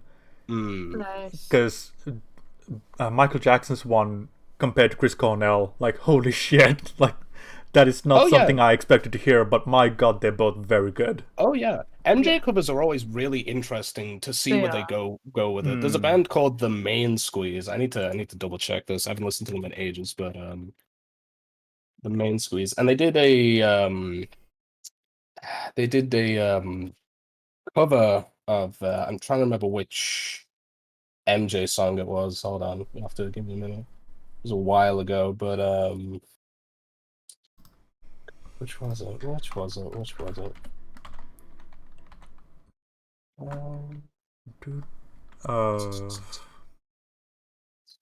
Where is I don't. Oh, you know what's a really cool one? It's Simon & Garfunkel's Sound of Silence, and then Disturbed Sound of Silence. I'm like, what the fuck? All right. Disturbed Sound of Silence is amazing. Right. I actually do not like that cover, but simply because it makes me laugh. It like it's so it's it's complete tonal whiplash, if I'm honest. Like I so get what you mean. It kind of is. Yeah. it's so funny to listen. Like the first time I heard it, I was like, "Wait, what? This is a thing? Are you kidding?" Like I can appreciate it. I can appreciate Disturbed trying to do a Simon and Garfunkel cover because, like, I respect it. I respect the grind, you know. But like, it's just not. It's just not for me. I find too much humor in it. The cover I was talking about, by the Main Squeeze, they did a Man in the Mirror cover. Ooh. Oh, nice. And it is so funky. It is so good. I would highly recommend it. It is fantastic. I'm putting it on my Spotify now. It's real good. It's real good. Main Squeeze. The Main Squeeze, yeah. Hey, But, what's up? Okay, Yeah. I'm gonna mute 1 sec, guys. That's fine. Oh my god. No, she's gone. All right, now Oh, that the no. square's out of the room, let's I get down know, to right? business. Now that the fucking loser's out of here, Like now the cool kids can, take part. now we can just talk about anime for the next 20 hours. Oh my god. That is something I can't do. I've watched way too much anime in my life. I don't know what happened to me, but like when I was in high school, I used to watch so much, and I only just started watching it again with Horimiya, like I said earlier, and I gotta say, you definitely are gonna want to watch that. It is fantastic, Oh yeah. especially it. I love yeah, my especially if you wholesome like the movie. anime, so like It's so good. Like the thing about Hermia is it hits so many like story beats so fast, and it resolves everything in a reasonable pace. Like what it does in 6 episodes, other series would do in like 24. if we're lucky. If you're lucky, assuming it gets finished, fucking Nisekoi, fucking I love that show. I love that manga, but it never got finished. The manga did, but it didn't get the adaptation didn't get finished. So You're talking to a Maybe. guy who's been waiting for like 8 years for Evangelion 4. that's an L, my guy. That's an L. Yeah, like I'm expecting it to be had to- utter garbage, but I'm like I'm in it, man. I gotta finish it. You're in the hole. You have to see it through. Yeah. I get that. At this point, But, it's a matter of principle. Oh yeah, no, certainly. I definitely been there. But yeah, it like it's really good, and the OP is actually it's weird. I know I haven't watched anime in a while, but it's like it's not like an OP I've heard before. It's kind of it's more low key, but yeah, it's quite good actually. It's very worthwhile. It's only 13 episodes, which like when I Yeah. got to the end, you know, you get that like 12 episode series and you finish it and then you're like, cool. What do I do now? Oh, have you seen the Fruits Baskets remake? I actually haven't. I heard from a friend. Actually, I'm pretty sure I heard from Amy. I think she watched a bit of it. I'm not sure. It is very good. I heard it was pretty good, yeah. It's a slow start, but when we actually get to the meat and potatoes of the narrative, it gets like you keep switching between characters. Like that's my favorite character. Next episode, nope, that's my favorite character. Next episode, Yeah, we do fuck love off that. show. Yeah. Yeah. Oh, also, if you want a good crying anime, Oh, yes, please. I there's- need that emotional there's resonance. there's a film called Makia, When the Promised Flower Blooms, and I feel like I've heard of that. It sounds familiar. it was in the Odeon for a couple of days. Maybe that's where Okay. M-A-Q-U-I-A. Maybe, I don't know. Yeah. I've got it up on Wikipedia. Yeah. If I remember correctly, it's written and directed by the same woman who did Made in Abyss. Oh god. Uh, I have never actually watched Made in Abyss. I've only heard the horror stories of like, cool, shit's fucked. Yeah. Makia is like a 2.5-hour film of a mother and a son in a fucking Lord of the Rings-esque world, and that's it. It's so good. God. And it's talking about, it's like motherhood, it's like the child leaving the home and all sorts of tism like that. It's by the end you're like, I'm kind of done. It's so good. I'm definitely ready to cry. I've been ready to cry for the last like 2 months. Uni has been an absolute nightmare. If you're looking for a different kind of cry, Sword of the Stranger by Studio Madhouse from like mid 2000s is very good too. Imagine Logan but feudal Japan. If you've seen Logan. I haven't, but I've okay. So, The Last of Us Part 1. Imagine that, but in feudal Japan. Right. Okay. Yeah. The father-child dynamic thing going on. I see. I get you. Okay. It's actually been a game I've been meaning to play. It got recommended to me by a friend called Before Your Eyes. Ooh, I've heard about it, but I've not actually played it. It's interesting actually. It says on the Steam page that it's highly recommended you use a webcam. For gameplay, yeah. So I think the whole thing is like cool. The world like changes and the story progresses as you blink. Oh, interesting. Yeah. There's also a really good the credit song is actually on Spotify. It's a track called Mesh by Ollie Lewin, and it is a really it's a really vibey song. Like it's like ambiently sad. It's really good. It's really good. Definitely like sitting on like a fire escape, staring at the world type song, you know. You know what's got a shockingly good soundtrack, but it's a very simple game. There's a Polish game called My Brother Rabbit, and the title song is done by Emmy Evans, who did a lot of the vocals for Nier Automata. And it's a shockingly good song, and I'm like, why is this song in this really simple puzzle game? I'm really confused. But it's so good. Yeah, you never really know how that stuff goes. Like, indie games are crazy. Oh god, yeah. If we're talking about game soundtracks, I'm just gonna go off like a list of like some of my favorites. Oh my god, go for it. Hotline Miami 2. Oh god, yeah. Like video games. We segued. We talked about cry anime. Now we're talking about video games. We here now. You didn't miss much. Fine. Yeah, Mikey's having trouble sleeping, so that's alright. That's fun. So Hotline Miami and Hotline Miami 2 because oh god, yeah. In the same vein, they are really hard. I know about them, but like very difficult games. I'm pretty sure ball-busting game. I'm pretty sure that the Hotline Miami 2 soundtrack was in a part of The Last of Us Part 2. I can't be sure though. I think the Hotline Miami 1 was because it's on the PSP and then that's it. Yeah. I've seen the scene, but I'm like, oh hey, a good game. Can I play that instead? That'd be a good Easter egg. But in the same vein, the Fury soundtrack, which is on Spotify, I would absolutely recommend it. It is, if you haven't seen Fury, it's essentially the entire game is just a long string of boss fights, and it is fantastic. The soundtrack is amazing. There's a track in the ending sequence called I think it's My Last Chance by the Toxic Avenger. Hold on, I need to. Oh my god. Yeah, I believe so.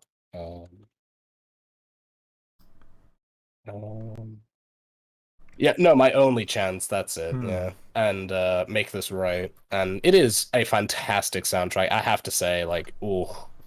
You know, there's this little indie game called Coffee Talk, and it's got one of the most chill soundtracks, period.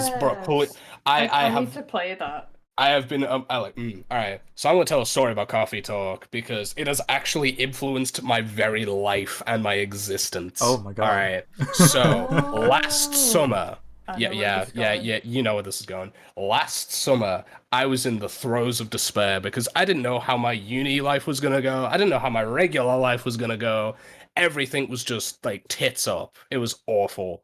And I was really stressed out about, like, assignments and stuff, everything, just everything. So I just sat down, scrolled through the Steam like store page, and I see this nice little game called Coffee Talk, and I'm like, this looks really cozy.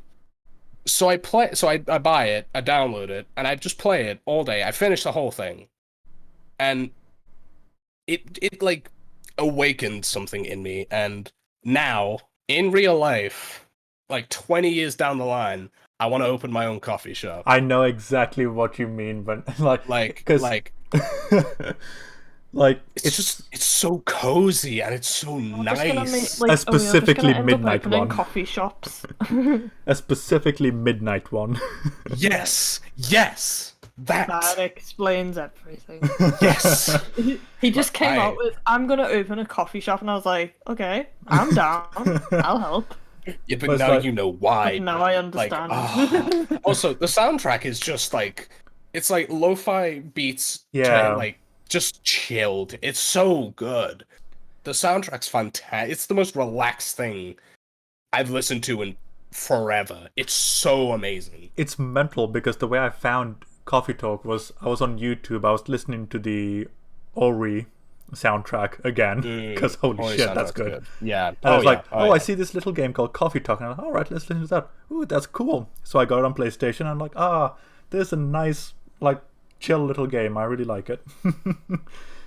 It's so cozy. It's one of the coziest games in existence. And it's like it's so. I'm gonna have to play it.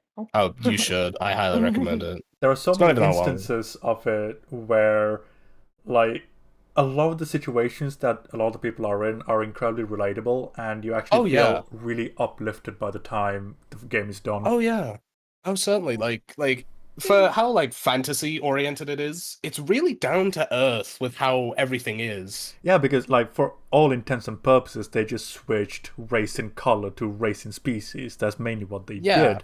But the execution of it is, for the most part, incredibly well realized. Yeah, definitely. Like the world itself, like in Coffee Talk, is just really well realized. Yeah, there's not really a better word for it. It's just like solidly crafted. Like it's woven like a fine like. There was a solid vision behind it. Oh, definitely, yeah, for certain. I'd love to see more out of that studio. Like, I'm not sure if they did do more, but I would absolutely love to see more out of them. Like, hands down, easy peasy.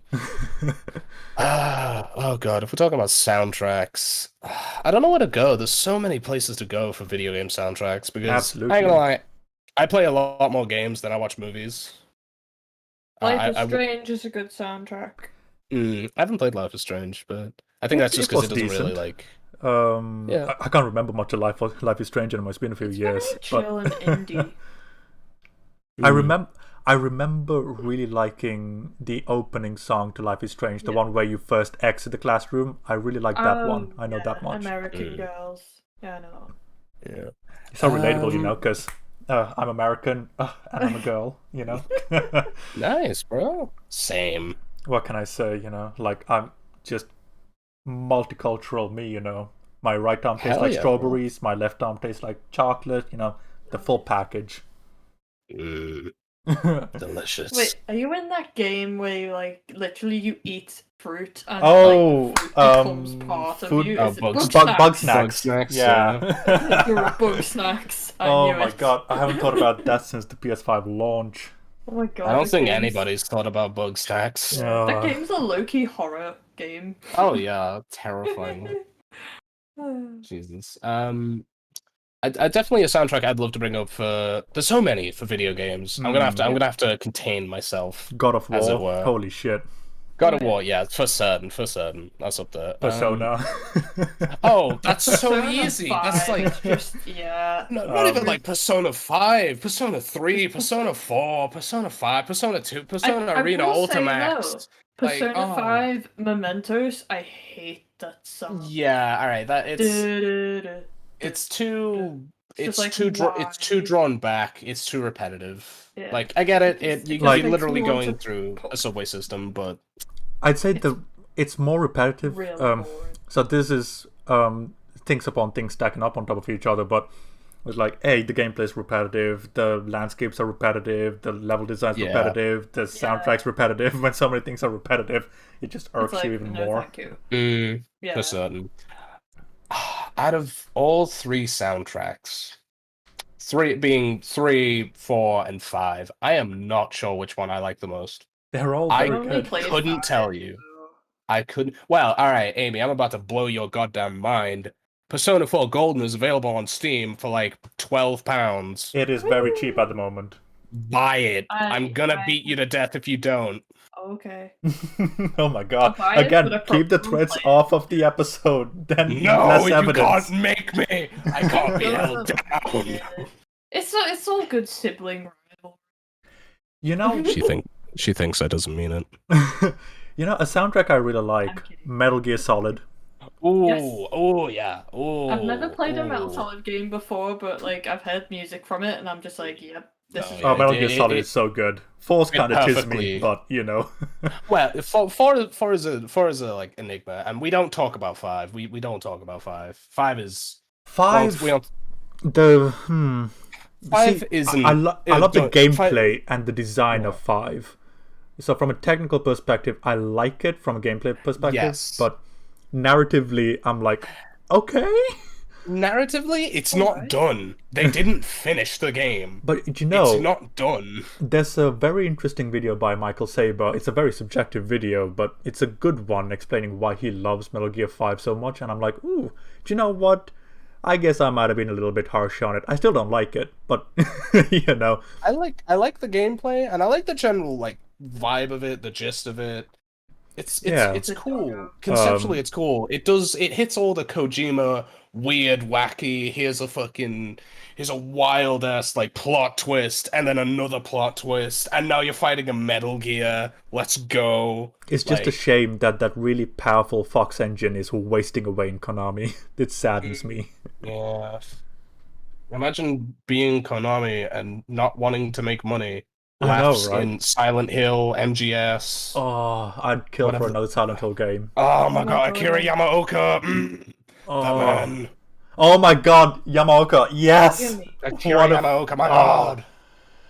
So good. The one consistent thing about every single Silent Hill game, Yamaoka is a fucking musical genius. I ain't hearing it. Yes. Even Like, the film, oh my holy God. shit, he's the best Even part the about film, Yep. Yamaoka is a goddamn saint. it.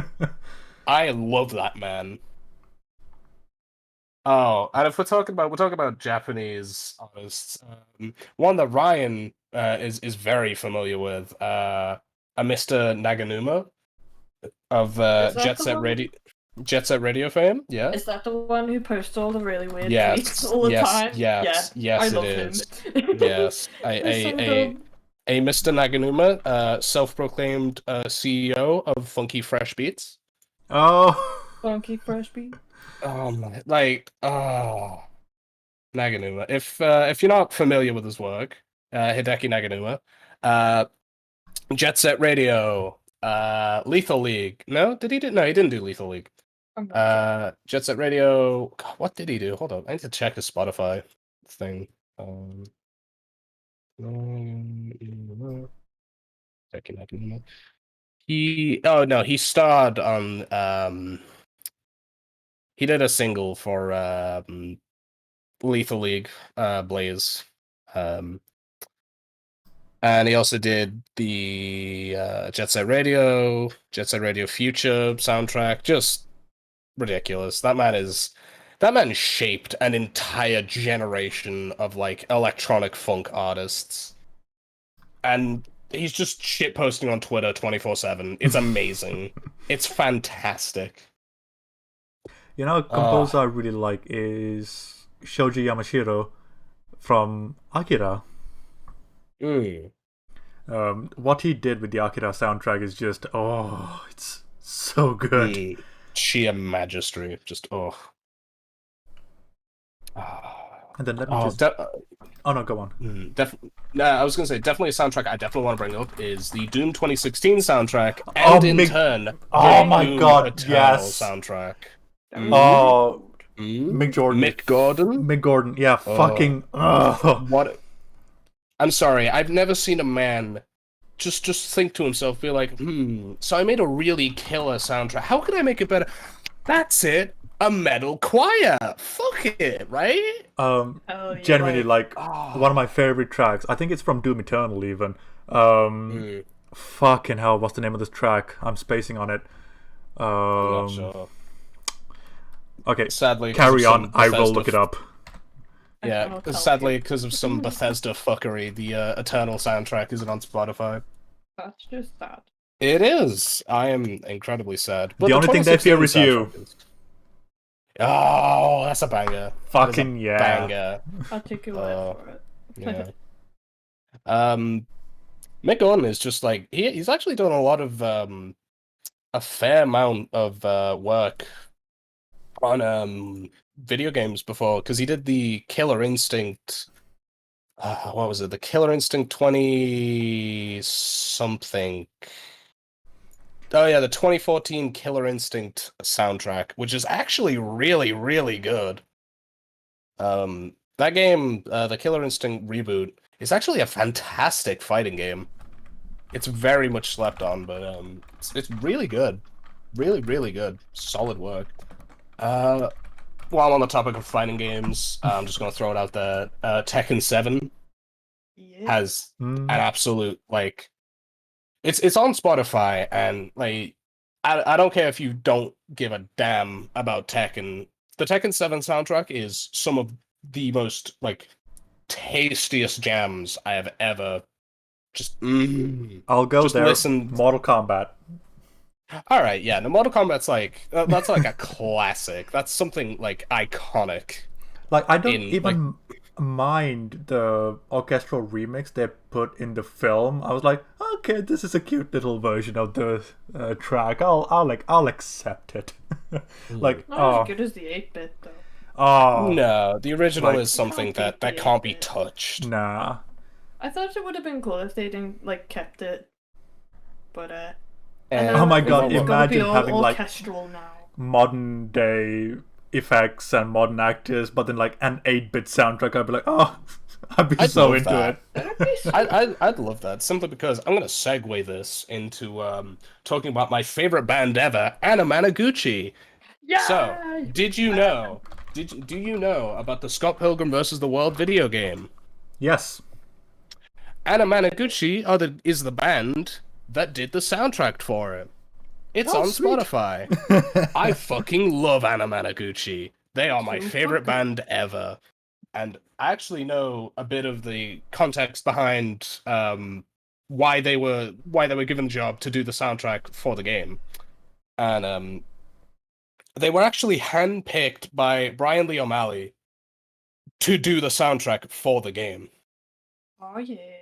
Like they had no interaction with O'Malley before the job, and in fact on tour the lead guitarist for Anna Managuchi just sort of found a volume of Scott Pilgrim just lying on like a coffee table, so he read it, and after he read it he was like, yeah, sure, let's do it. And it's just I love Anna Managuchi so goddamn much. I love the fact that they did the soundtrack for that. It's I can't keep going. My heart's gonna burst if I keep talking about them. But Oh my. I love Very them good. more than anything. But yeah, they do. They did a single with Hatsune Miku, which is interesting to think about. Oh, I okay. actually really like that song. I like that song. The part about that song I don't like, go figures, is the Vocaloid rap segment. Oh yeah. It's a bit. The whole minute and 17 seconds where it's like, Oh. cool. I love hearing a Vocaloid rap in English. This is great. That sounds Yeah. so. It's It all right. If you want to be disappointed in a song, just listen to the English version of Miku, because like the non-rap segment is solid. The instrumental solid. It's so good, and then it gets to the rap segment, and you're kind of like, oh. I just turn it off before it gets to that Yeah, part. no, I'm just like, this it's song's fine. same. It's fine. It's fine. It's the same. It's just it's I'm such a not the good biggest track. Hatsune Miku fan to begin with, so. No, Yeah, no, me I'm like, neither. I'll be I just honest. like that song. Yeah, And it's I'll be honest, mostly not the I like that vocals song because on it. Anna Managuchi. Yeah. I enjoy the spectacle of like Vocaloid and that. I'm not terribly big on them. There's a couple tracks I like, but like I could never really like sync up with people who are like, yeah, I love Hatsune Miku or I love Vocaloid, and then it's just like a 286 BPM like just syllables and random notes, and it's so fast, and I never could get behind it because it's just like this is so it's so like stunted because of how Vocaloid works. Like it just sounds so like jagged and just ugh. A little bit like mumble rap. I can't. It's like mumble rap, but like if you like injected it with pure anime and then fed it crack cocaine for 2 years. Speaking of English songs and anime, I just got Porter Robinson's Shelter in my mind. Oh my god. Oh my god. Oh my god, you're gonna make me act up. I think he likes it. I love Porter Robinson. And I love Madian, which is a perfect segue because Shelter is a Porter Robinson Madian collab. And then fucking A1 Pictures did the music video, and it made me cry. Aww. Like A1 Pictures as a studio, like I have like there's so a lot of their animation because of just how fast they crunch it out seems so processed. But Shelter just seems to be such a good exception. Oh my god! When the Shelter music video dropped, I was so stoked because at the time I wasn't terribly into Porter or Madian, and then I listened to Shelter. I was like, this is amazing. I'm gonna follow both of these guys religiously now. Oh my god! Speaking about that, Breaking the Habit, Linkin Park. Yeah. Like my quintessential AMV territory there. Oh, certainly. Naruto AMV, Tokyo Ghoul AMV, Bleach. Death Note AMV, Bleach, goddamn everything under the goddamn sun. Just everything. In the end, Breaking the Habit. Oh yeah. Crawling was a big one one. of my favorite songs. Not much got done with Faint for some reason, but you know. Oh, Faint's really cool. That could be. Faint was very good. Oh, One Step Closer, there was a few. Yeah. I remember like the mid 2000s when there were so many of those. Oh yeah. They still get made. It's just not as much. They Yeah. still get made though. I just do you know what? I think I discovered most of my love of music through AMVs. Like, thank you. Weirdly, I found most of the music I like Anamanaguchi, I found it through YouTube recommendations. Me too. Yeah, it's Yeah. crazy. It's crazy to think, like, if I didn't just click that one random music video, that I wouldn't be listening to this band right now. Yeah, it's like if I didn't click on that one video, I would not have played Coffee Talk. It's like, it's weird. Yeah, it's crazy to think, huh? Coincidences and shit. Yeah. But, oh, man. Oh, winky dinks. What other soundtracks, video games? I can't think of any. The Stardew Valley soundtrack, like, really nice. It's just quaint. It's nice. It's the perfect backdrop to just what is essentially Farmer Simulator. I always get a it's kick so- out of Ratchet and Clank. Yeah. Oh yeah, I see that. I like Jak and Daxter. Oh my god. Yeah. Crash Bandicoot. Yeah, definitely. You Yeah. Like, can't I like love the that- tunes in Crash Bandicoot. I love Jak and Dax. It's just 2 Yeah. especially was just so good. 2 was the black sheep of the series, wasn't it? Yeah, it was the open It world was, like- dark one. Yeah. With like the kid version of GTA. Like, it's weird because Jak and Dax went through the same kind of like game arc Prince of Persia went through. Like the first one was like, hey. Yeah. The second one was like the edgy one, and then the third Super one was kind edgy. of like the one you're not sure which side of the fence you're on. I do remember when I played the second one, I was like, wait, Jack can talk now? What? Oh my god, Prince of Persia is another one. Oh, Yeah, it's not getting a remake, or was it slated it's to get getting a a remake. a remaster of the Sands of Time. Yeah, there you go. It That's the looks one, yeah. shit. Maybe give it some time. I don't know. Wait, who's doing it again? It's not EA, is it? It's a new studio. Oh, okay. They showed us EA some bought them footage of yet? it and some gameplay of it, and I'm like, oof, that actually kind of looks rougher than I remember it being, which is Might be mental. early in development. I don't know. Yeah, maybe. I hope it was alpha footage. Desperately Maybe, I don't hoping. know. Trying to think. Resident Evil 4 had some good tunes. Resident Evil 4, yeah, actually pretty I solid like the soundtrack. Safe Room one. Yeah. Very- If very there's chill. one thing that Resident Evil has always really done well is atmospheric music. Maybe Absolutely. I'm trying to remember the version of Oh yeah, Resident there's a Evil 1. version in one. Yeah, that it's has just an like, absolute oof. like someone basically taking like a Casio keyboard, hitting like a random button, and then slapping the keys. Oof. Yeah, do So you know why that's- that is? It's because the composer had started losing his hearing, so he had to eventually go and get a different composer in because Oh he started yeah, losing his that hearing, and stands to that's why reason. it's. So That's was why that it's the actually so original, bad. the 2001 GameCube remix, or was No, it? no, no. It was the original. It was the PS1 okay, original. cool. But it was like not a port, but like a I can't tell if it was the PAL version or the NTSCU I think it was the version. PAL version. It was probably PAL. Yeah, it was one of them, but basically one of them got a shafted soundtrack, Ah. which is It was the highly soundtrack he unfortunate. made, and then obviously for the NTC one, I think he got a different composer. But Yeah, for yeah, the yeah. PAL, Stuff they like just got that. what he composed, and obviously because his hearing was going, they couldn't hear how bad it was. Yeah. You know It's something really interesting about PAL and NTSC? Mm. So, like, I was wondering this because the Snyder Cut came out and because of the mammoth length of the film.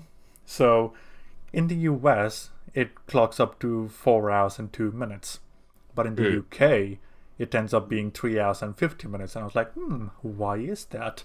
So I looked it up, and it's because England runs on NTSC, or on PAL as opposed to NTSC, and PAL runs at 25 frames per second as opposed to 24.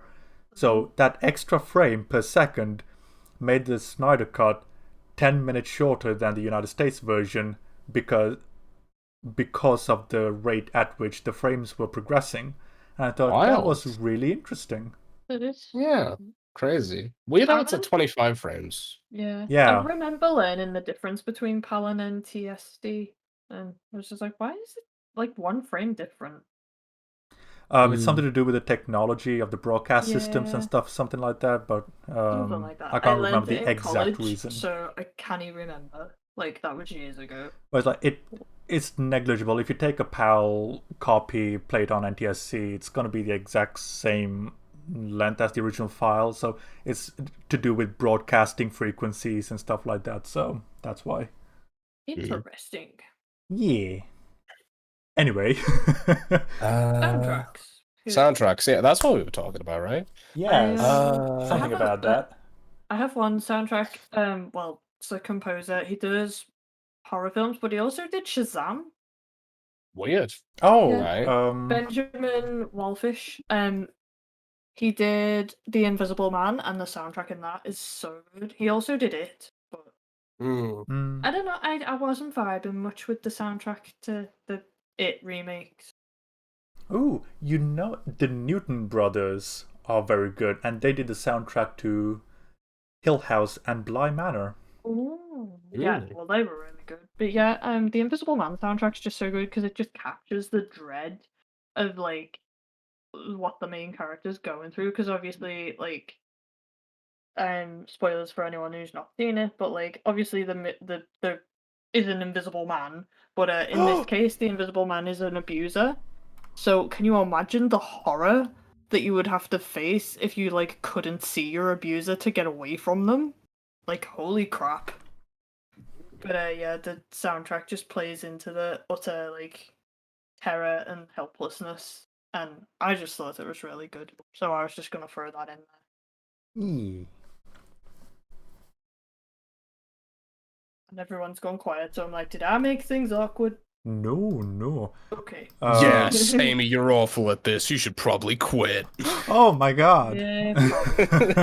I am joking. Translation, you're good at, like, that's his way of being, supportive. Listen, alright, if I ever say anything obtusely mean, I am obviously kidding. Oh, I know.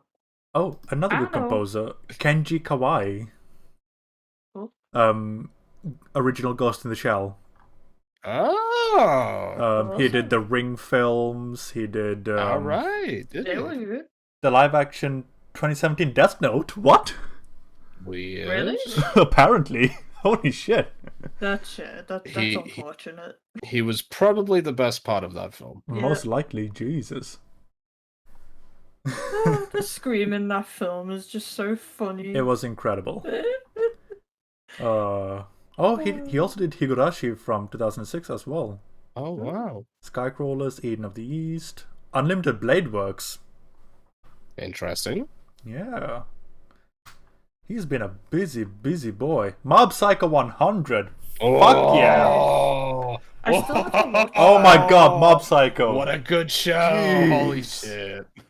Season 2, like, you think Season 1 can't possibly be topped, but then they do. It's called Season 2. It's so good.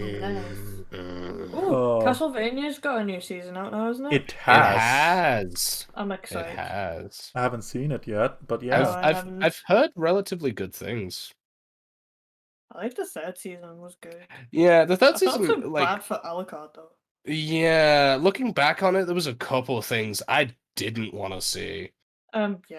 Yeah, I'm not gonna lie. Mild spoilers for season 3 of Castlevania. If you haven't watched It's it, been out for a year. Who cares? yeah, I was about to say, If you've yeah, not seen it, that you too. know. I mean, we spoiled Village at the start. You know what? Yeah. That's fair. The fucking the end with the apple tree and the fucking priest dude. Oh yeah, that was Like, horrible. that was a really good twist. That got me It was. hella worked up. Like, oh. But yeah, the weird twin cest stuff with Oh, yeah, that Alucard. was- Yeah, I could live without it. Like, that Like- scene, it's almost as if they came to the point where, oh, hey, we need Alucard here so that the next season can happen. How can we do that? Let's just throw out all the character development, make this And one just- thing happen, and get him there and- so we get the next yeah. season. Make him And I also Alucard cheeks. yeah. End of segment. Oh, speaking of Kenji Kawai, Makia, he also does the soundtrack to that as well. I forgot. But Nice. yeah. Nice. Since we're on Kawhi, I'm going to bring this back to game soundtracks and a recent knockout hit from Newgrounds of all places. That's right. I'm talking about Friday Night Funkin'.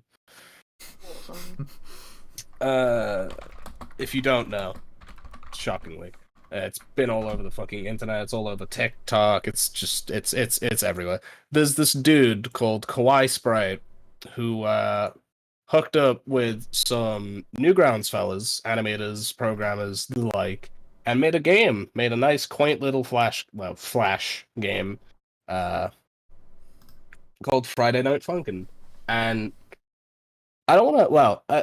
I don't want to emphasize or overemphasize how popular it was, but the game got to the point where they were like, all right, we'll open a Kickstarter. We'll start getting funding to actually make this a proper, like, released formal game.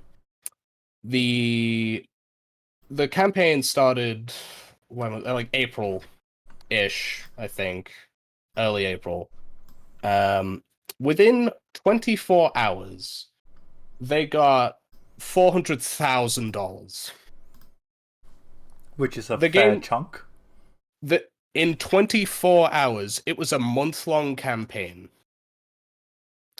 They funded the game, which, like, the original goal was like 60,000. They funded it like 3 times over. Speaking And- of Friday Night Funkin', there's an Mm. animator on YouTube called Cine Animations.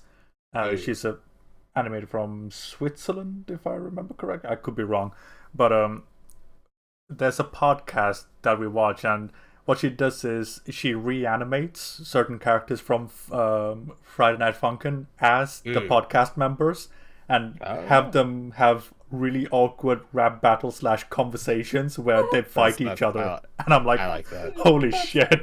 I like that. That's good. But yeah, Friday Night Funkin'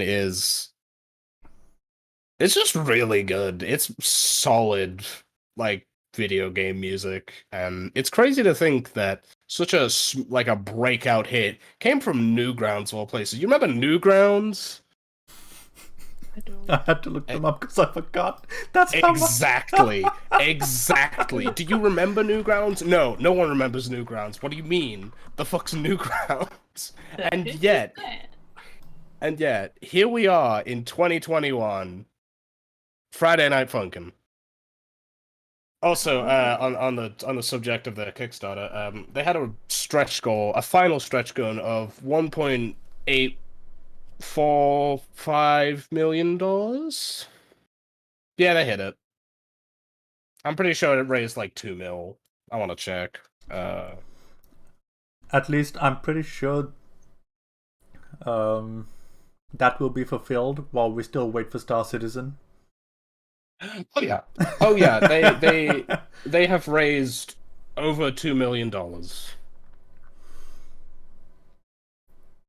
And it's not even done yet. There's still over 2 days to go on the Kickstarter.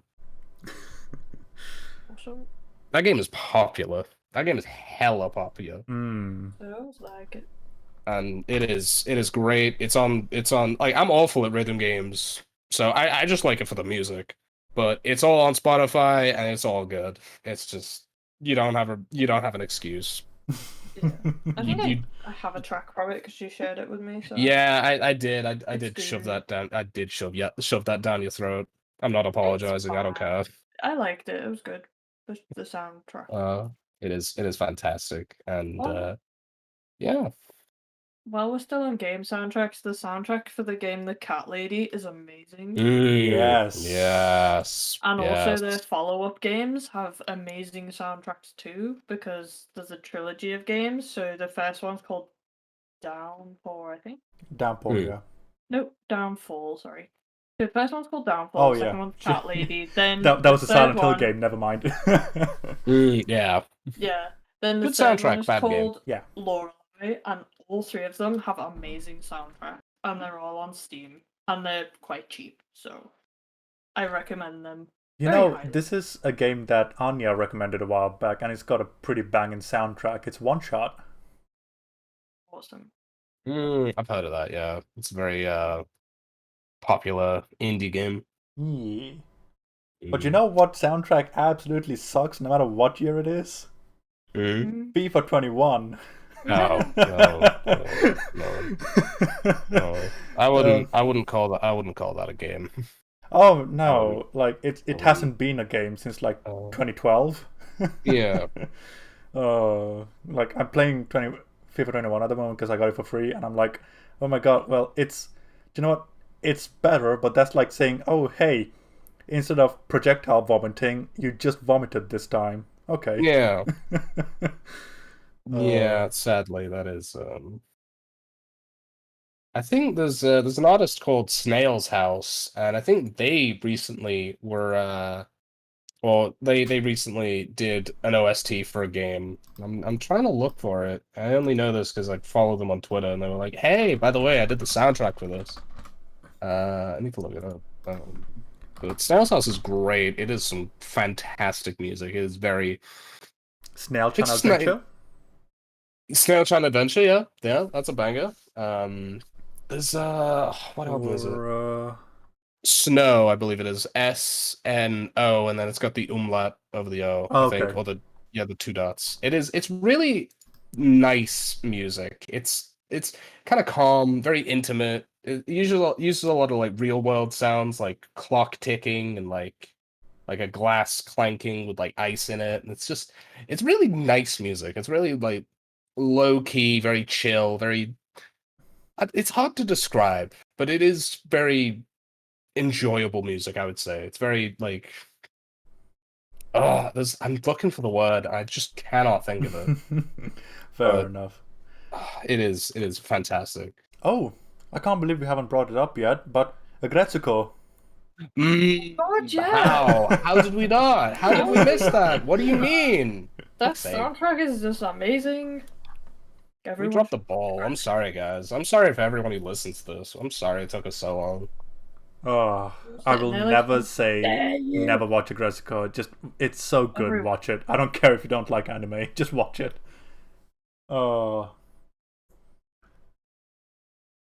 Promare It's had an a good angry one. red panda that does metal karaoke. How can you not want to watch that? Fuck Mm. yeah. It makes me want to do karaoke all the time, though, whenever I watch it. Another anime with a great soundtrack, Promare. Yes! I remember when we went to see that. That was so good. It was so good. Oh my god. I completely forgot about that, but yeah, like it took me a second there. I was like, huh?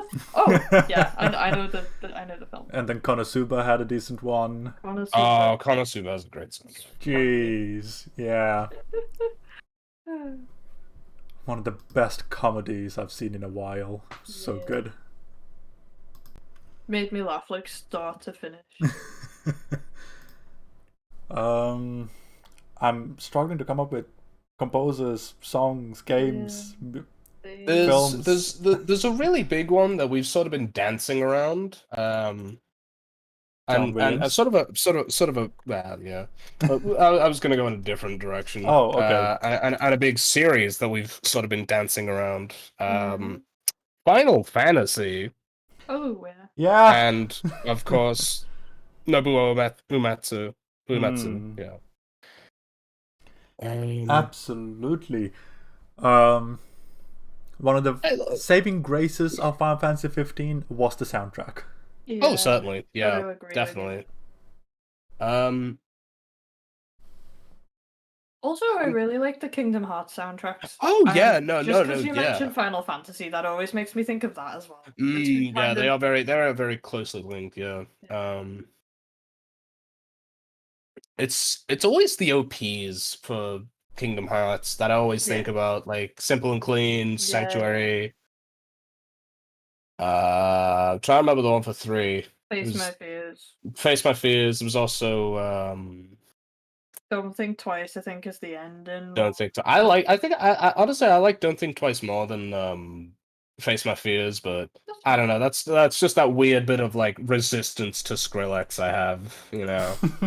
It's like that's that friction. That's that friction. Yeah, I think I liked it so much because I did like Skrillex back in the day. No, that's reasonable. Like it's not that I don't like Skrillex. It's just that it's got a stigma. It has a stigma. It do. Very I much. liked it before it got its stigma. Yeah, definitely. So I think for me, it's easier to just certainly. I will say, probably my favorite OP from the Kingdom Hearts series is actually it's a bit of an obscure one. It's a remix of Simple and Clean. Is it the Sunshine one? Ray of Light. Yeah, the Ray of Light remix. Don't know why I said Sunshine. Oh no, Ray of Hope. Yeah, no, Ray of Hope mix. Yeah, I like that one too. I'm trying to remember what game it was. I think it was 0.2 Fragmentary Passage. Yeah. Which is just the 3 tech demo, essentially. Pretty much. Yeah. I like it. But it is a really good remix. Very solid. But yeah, we can go back to Final Fantasy if you want, because I know Dylan's. I mean, I don't really mind, not honestly. Really a big fan of Kingdom. So. I've not played them. I mean, I played one, but that was it for like 3 hours. Yeah, it's the best one. Yeah, 2 is sort of the like the king of like good game, good soundtrack, good. It hits the series. It hits the mark for all 3. DMC. Yeah. Oh, DMC! Oh my god! Oh my fucking god! Are you kidding? They don't miss a beat. It's so good. Like even in DMC 2, the worst game in the series, like they don't miss a beat. Wow, who did the soundtrack for that? I need to know.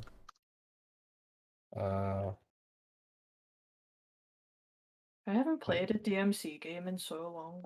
The collection is on Steam. The remastered collection, which has 1, 2, and 3. I will have to get it. And 4 special edition, and then 5 special edition, also on Steam. I haven't played 5 yet.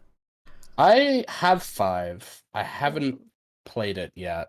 I feel bad about buying any more new games because I already bought Disco Elysium. By the way, it's amazing. Everyone should play it. Oh yeah, I've Yes. seen. Especially if you like the I've seen invasion. enough videos. I've seen enough videos to know. Ragnarok's video made me want to watch. I love Ragnarok's. Ragnarok is very good. I love that, man. Yeah. But yeah. What was I saying? Bloodborne. Bloodborne. Yeah. Oh yeah. Oh yeah. Just like most FromSoft games, fantastic orchestral soundtracks, just amazing. Absolutely. Like Absolutely. the opening cutscene from, well, any of them really, but Yeah, 1 and no, 3 really. in particular were. Honestly. Until Dawn had a good soundtrack as well. Until Dawn was pretty neat, yeah. Yeah. The rest of the games that are like it, not so much. Yeah. I mean, Until Dawn of- was just about good. I mean, yeah. It literally crawled over the finish line. All I've seen, from everything I've seen of like the Dark Pictures anthology, have been utter garbage despite the production value. Yeah. The Well, first good. one- Yeah. I feel like the thing with it is they're focusing too hard on making it like be all like thriller as opposed to horror, where Until Dawn was just straight up horror and like Yeah.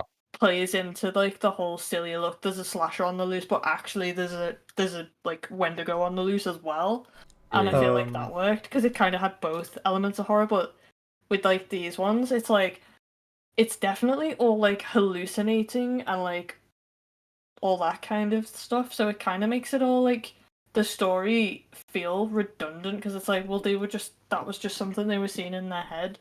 I'd go deeper. The mechanics are shit.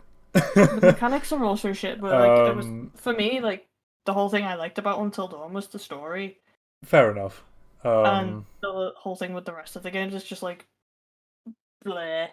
It's like Yeah. a cop out, you know. It was all a dream, or it was all a hallucination, or it's this magic gas that's making you hallucinate, and it's just like what? And also, That's like, just shit. Until Dawn actually has, like, definite, like, even though the way characters die is incredibly scripted a lot of the time, like, Yeah. you can have different outcomes, whereas with the anthology, it feels like, oh, I can just say nothing throughout the entire game and I'll Yeah. get the same ending. It's like, oh, okay, what is the point? The endings feel like it's literally you die or you live, and that's it. Yeah. There's a distinct lack of variety in a choice-based game, and that is a failure of a choice-based game. Oh yeah. Yeah. Absolutely. Like I hate it when games just put non-choices in there. It's like the Telltale What I mean. games. It's like there's the illusion of choice, but nothing really happens. You're like, oh, Yeah, okay. that's lovely. The Yakuza games? Yes. Are you Yes. familiar? Yeah. Absolute, Played them, Very yeah. good. absolute bangers. Like Zero has probably one of the best soundtracks. Zero in my is opinion. great. I love the karaoke. Oh, Oh it's so my good. god, the I've seen that karaoke's scene. great. I've seen people review it, and I'm just like, I want to play this Oh, game it so is- much. It looks so dumb. All right. Here's the thing. Zero is a fantastic introduction to the series. Simply for the fact of one, it's cheap. It's so like Yakuza 0 on Steam is £15. It's That's 15 it. on PlayStation Store as well, and most of the That's- time it's on discount. Even Yeah. Tell me more. that. I need Like, to it- stop buying games, guys. You're feeding. Okay, my- all right, but shut up. It's Yakuza, so shut up. It is. You can't say That's no to fair. Yakuza. Yakuza's so fucking good. It is one of the best games ever made. I'm never going. It has everything. It has everything, Amy. It has everything. 1 minute, it's a serious like Yakuza story about And I the had to next find out minute, who's you're setting me literally up. Hail Marrying a baby. Yeah, the next minute you're getting pizza for someone who asked for a visa. You know, and then the next minute you're doing You're racing karaoke, and cars then the on next a minute you're getting your toy heart cars. broken. It's so good. Yeah. Like, it has everything. It's like the Full Metal Alchemist of video games. It has literally everything for everybody. Brotherhood or original? Brotherhood. Okay. Both are good. Both are good, but Brotherhood's I'm gonna better. I'm gonna watch Brotherhood. Like, I keep it 100. They missed some stuff, but it's not terribly important. Like, Brotherhood is just the better version. Let's just be honest. Yeah, it is. It's a better version because it's finished. Yes. Yeah. Like, I mean, the original finished as well, just not well. yeah. It's like you built up to the orgasm, but you never quite finished, whereas Brotherhood, you finished. Oh yeah. And does Brotherhood finish, my lord? Oh, it is that has to be like my like top anime of all time. No contest. It is literally perfect. It has everything for everybody. I do enjoy it. You want laughs? You got laughs. You want action? You got action. You want sad? Yo, we got shit tons of that. You want a character that hates being called short? It's got that in it. See, if One Punch Man just stuck to one season, it could have been that. But it didn't. Definitely. Yeah. Oh my god, One Punch Man soundtrack! Oh god, yeah, I know, yeah. how did we not talk about that? Because I was going to there's a lot to segue talk from about. Mob Psycho to One Punch, but we just went off on one. Yeah, that segue was pretty easy, but we just missed it. Yeah. Man, Uh, I listened to One Punch Man soundtrack so many times. It's so good. it is fantastic. One thing about season 2 that's really good, Garo's theme in the second season is Yes. fucking stellar. It's so good. 300. 300? Yeah. Yeah. I'll be honest. I never actually remember watching it. I can only remember. This is Sparta. Yeah. I was alive in the mid 2000s and on the internet. Yeah, so, you're one of those yeah. young people. I forgot. Yeah, one of them young fellas who grew up with that. Could you imagine? I grew up with This Is Sparta, Fred. You know. Yeah. Oh my God. I'm bringing that up Why? because I hate you. Hate you too. You know what else? He had 3 movies. I know, and I just like to pretend that they don't exist. That he doesn't exist. I forgot he had movies until just then. Oh my god. Why? Because internet. I think he broke. I mean, we've got Shane Dawson in films, so is it I really a know. stretch? We've got Shane Dawson making films, which just terrifies me. Oh god. Oh god. Oh my word. You know what's got a good soundtrack? Terran Resonance. I haven't watched that. It's been on my list on Netflix for like months, but I just haven't watched it. It's a nifty little series. It's done by Shinichiro Watanabe, who also did Cowboy Bebop and Samurai Champloo, which also has great soundtracks. Oh yeah. You won't I go know hear Cowboy nothing from me about Bebop that. does. Oh yeah. My roommate is a cat has a bopping soundtrack. That's my alarm tune for to get up in the morning. Like, I kid you not. Oh, hold up. There's a track from a recently adapted anime. I say recently. It was a winter adaptation. Okay. Tanakal Kawaii. I know it, but I haven't seen it. It's the OP. It's the OP. The OP slaps. It goes so fucking hard. Also, it's just really cute. Like I remember reading the manga like 2 years before they announced the adaptation, and when they announced it, I popped off. Like I was like, this shit's getting adapted? Are you fucking kidding? That's great. You know what's got a cute little soundtrack? There's a couple of shows. One is Oh Maiden of the Savage Season. I remember watching that and I didn't finish it and I don't remember why. No, neither do I. I can't help you there. And another one is it's a selection of films, but one of them is Our Love Is Always 10 Centimeters Apart. It's by no, that's not it. Resume your conversation. I will search for the band and return. Okay. Oh, there's an anime called Love Is War, and it's so good. My god. Oh yes, it's got a killer intro, killer outro. Just the show is great. Oh my god, it's so good. oh man, Just a fantastic show, honestly. I kind of like the intro to Rising of the Shield Hero as well.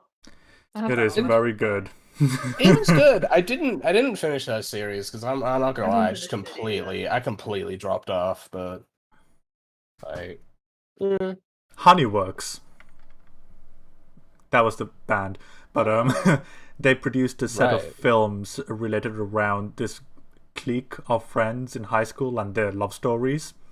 And it's like two films. No, yeah, 2 films and like a miniseries.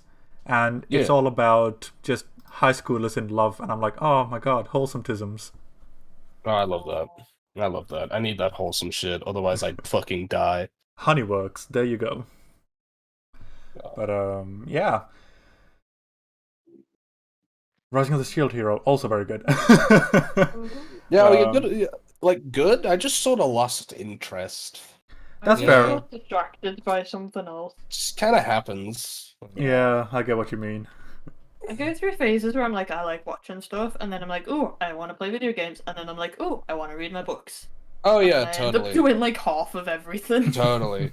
Like it was probably after like 2017 where I sort of stopped watching anime consistently. Because like education caught up with me, like world stuff, like social stuff. Just it was very on off, and especially this year, I'd like the first thing I've watched this year that was a series was Horimiya, which was like 3 days ago. Very good choice. Like I'm so glad I watched it. Like so good. Bringing it up again because you should watch it. But like it's kind of sad because like I remember like in 2014, 15, 16, I just a blast through shows like it was nothing. Yeah, I remember like you'd blast through them and you'd be like, you should watch this show. Yeah, and then, like, the next time I'd be over at Mum's, you'd be like, you should watch this show, and I'd just go away with like a bunch of shows to watch. Yeah, I used to do that. Definitely a really good show from that time I remember watching was Death Parade. Which has Death Parade was very good. Killer intro. I love it. It was so good. That is one I will constantly shill to people when I remember I've watched it. Parasite had a good one. Yeah, Parasite, pretty good. I haven't watched much of it, but fair enough. I've seen it. I've seen it around. So. Oh my god, Megalobox! I remember hearing about it from. It was either a Super Eye Patch Wolf or a Thor High Heels video. I can't remember which. I think it was Super High Heels. Thor High Heels is great. So good. Oh, I love. He just makes random videos. Like he has a 20-minute video on fucking fashion in Square Enix games. I love it. Yeah. Give me more. But yeah, I remember hearing about it from one of those guys.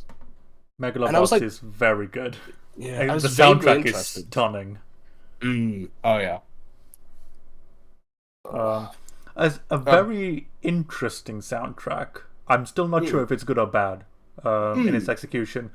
Carol and Tuesday, again by Shinichiro Watanabe. Ooh, I actually tried watching that, and it just sort of lost me. Like, I finished it, and I'm still not sure where I land on that show, because there are aspects of it that are very good, and there are aspects where I'm very much in the tism category. Yeah, it's just sort of like I think I finished the first episode and I was just sort of like I don't want to watch more of this. That's I can totally understand. It's like especially because I do music and stuff. Like I don't know, I think it just maybe it just rubbed me the wrong way or something like that. That's fair. Like I don't know. It didn't grab me. It just did not grab me. I love the concept. The concept's great. I love that. Are you kidding? Like this, like music's illegal. You're not allowed to perform it anywhere. Die. And then it's all censored. It's all sterilized. It's all manufactured. Yeah, it's like, yeah. It's like it's kind of like that one game. Real life. That came out. Yeah, it's like real life too. But it's like that game, No Straight Roads. Yeah. Which also came out recently, which also has a killer soundtrack. I think the one half decent, one decent song from it is probably Mother from Carol and Tuesday. If you listen to that, if you like it or not, then you'll know whether you like the show or not. I feel like that's an approximation of it. Nah, that's reasonable. Yeah. Oh my god, I will say this, the Carol and Tuesday does have one of my favorite songs of all time. It's an acapella of I'll send you guys the link later. It is so good. We can't play it on stream. It will be banned from YouTube.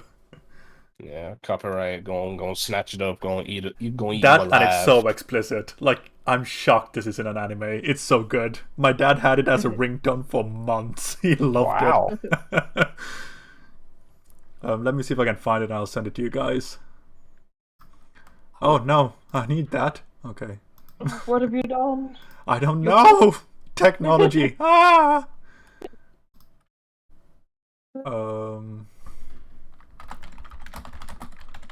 Carol and Tuesday. Fucker. Okay, there it is. Copy, link, address. And here you are. Oh, thank you. It's oh, I've seen this. What am I looking at? It's incredible. Okay. I've seen clips of this. Yeah, it's fantastic. I'm scared. I'm afraid, but I will watch it. Just know that my dad had this as a soundtrack, as his ringtone in public for months. And it's so good. Oh, don't tell me I waste my life on anime. Nah, I do remember, like, when I was in college, people used to get made fun of for liking anime, and I'm just like, fuck you, it's good. Watch Hellsing. You missing out. Yeah. Ooh, Liverpool won today. Completely unrelated, but yeah. Our dad's a massive Liverpool fan, so he'll be... Oh god. We're talking about that now, are we? He is. He has good taste. Anywho, right, yeah. Carol and Tuesday, probably lead on to something else, but yeah. At this point, I'm literally looking around my room for the various Blu-rays and games and books like, just to see what soundtracks have I not talked about yet.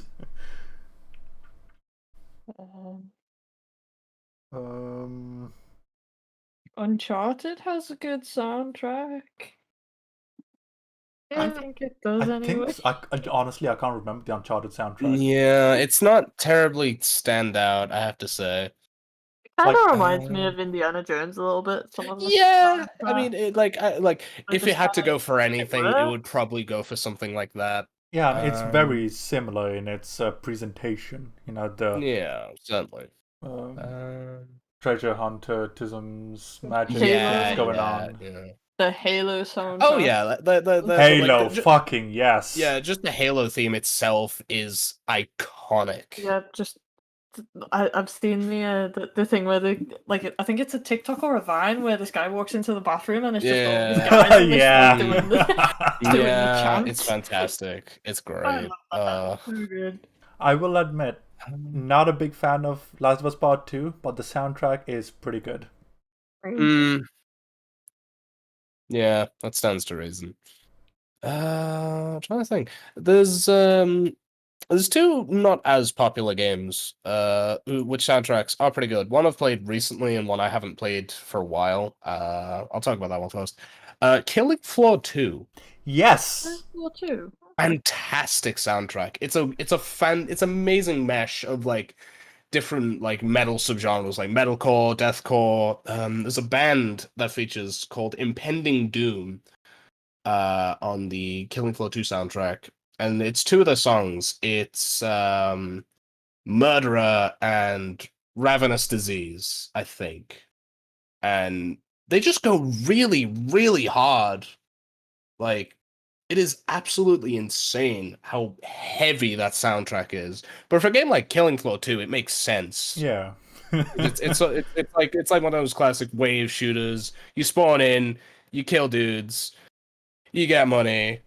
Bigger dudes, bigger guns. Shoot them. That's the game. The Cuphead soundtrack, though. Oh yes. Yes, Amy, the Cuphead soundtrack. Fantastic. Oh my god, It's yes. So good. Cuphead is just that weird game that you think about. It's like, if you take a minute to think about how much went into that game, you realize that, like, I'm pretty sure, when did they start development on Cuphead? I feel like it was in like 2016. It was announced, so it must have been Yeah. like a couple of years if we before that. started on it. It was very laborious. Holy shit. Oh god, yeah. Just how Yeah. they did literally everything about that game.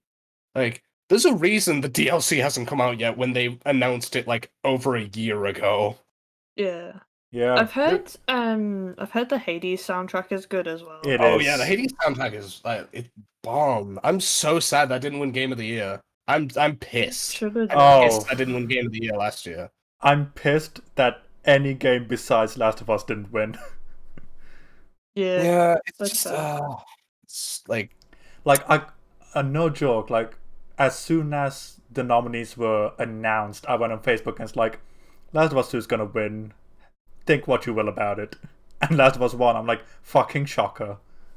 yeah. It's such an I was not unimaginative choice to go with as well. And it's like, oh, fucking hell. I hate the prospect that an indie game could have won the Game of the Year award. I hate that it was so close, because that would have proven to literally every studio that's like, yes, crunch, bigger, bigger teams, bigger titles. Like, no, you don't need that. You just need to make a fucking good game. Yeah, just give us solid mechanics, a solid concept. We don't even need high resolution, hyper realistic detail. Just give us fucking pixel polygons, man. I don't care. Just make the gameplay good, the soundtrack banger, and a decent story. That's all we ask for. There's an image. There's an image that I want this on a T-shirt. I'll put it in the Discord chat. I'll put it on stream as well, on the episode as well. It's this image. I live and die by this image. I've seen that a couple of times. I want that on a fucking T-shirt. Like, I think I've seen Ryan use that as like a promo for when he's streaming. I think so. I think that's one place I've seen it. But just that. I want that. I want shorter games with worse graphics made by people who are paid more to work less. And I'm not kidding. Yeah. I feel like there should be a film one as well, where it's just like, I just want good story writing and I just want things to make sense. I know, like, I'm literally at my wit's end when it comes to films, because it's like, just, I don't even care if it's not good, just make sense. Just please make sense. Oh. Make it make sense. Stop saying dumbass things. You're not even making sense. I need to get that video. That's such a good video.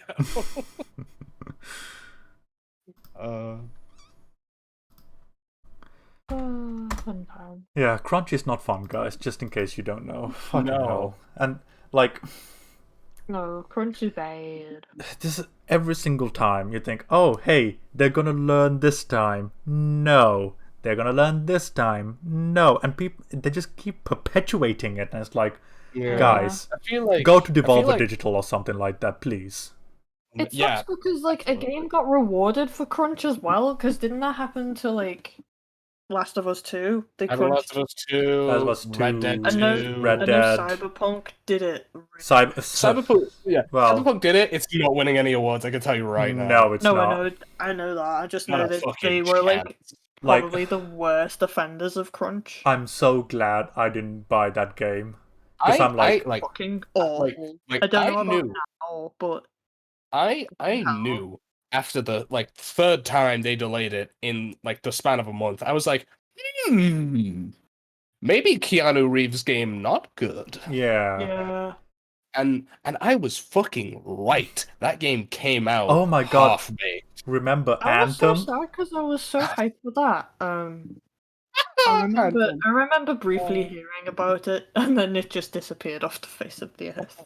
Like Cyberpunk in its first weekend, I watched a podcast, EFAP, and they spent 10 hours and they're like, yeah, Cyberpunk, it's a pretty shit game, guys, just in case you didn't know, but here's our evidence 10 hours later.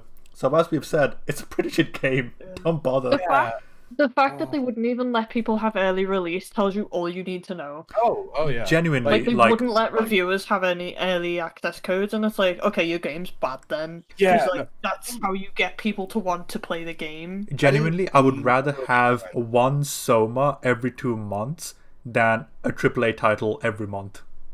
Oh yeah. You Like, know, I'd rather have higher quality games than, because the thing is, it's like with the Call of Duty cycle that Activision has, where it's like, cool, every single year we're gonna have a new game. Yeah. it's like FIFA or Madden, NFL, NHL, It's Call like, of instead Duty. making games that like expand and develop, and you give the developers time.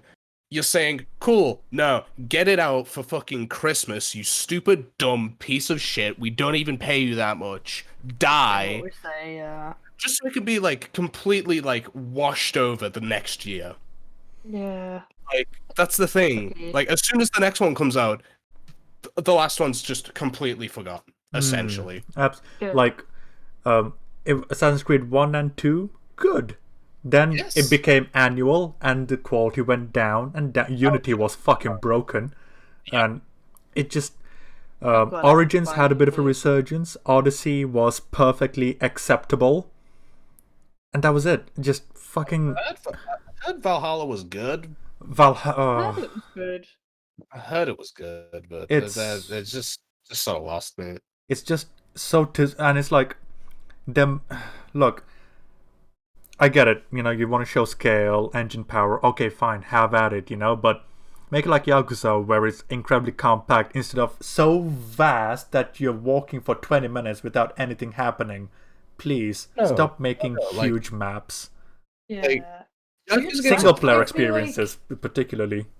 I get that a lot with games, you know, like, if the map's really big, like, I will just get fatigue with it, and I'll just be like, I'm done, I'm bored. Well, here's the thing with a big map. It's a lot harder to put meaningful content in a bigger map. Yeah. So what they do is they'll say, like, cool, you see on top of that giant fucking skyscraper here, there's one collectible. Yeah. Out of like 160. And there are so many copy and paste missions. It's fucking awful. Like Odyssey did it really badly. It's like, oh hey, I want a parchment from there. Okay, you go to another city. I want a parchment from there. I just wait. What? No. It's busy work. It's not meaningful, impactful. Exactly. Like, the reason Yakuza is great is because when you do a sub story, it actually, like, there's like a narrative, or there's like a joke, or there's world building involved in one way or another. It's not just, hi, can you get me some medicine? That's why I like The Witcher, and that's why I like Dragon Age. Or both have really good soundtracks, by the way. Yeah.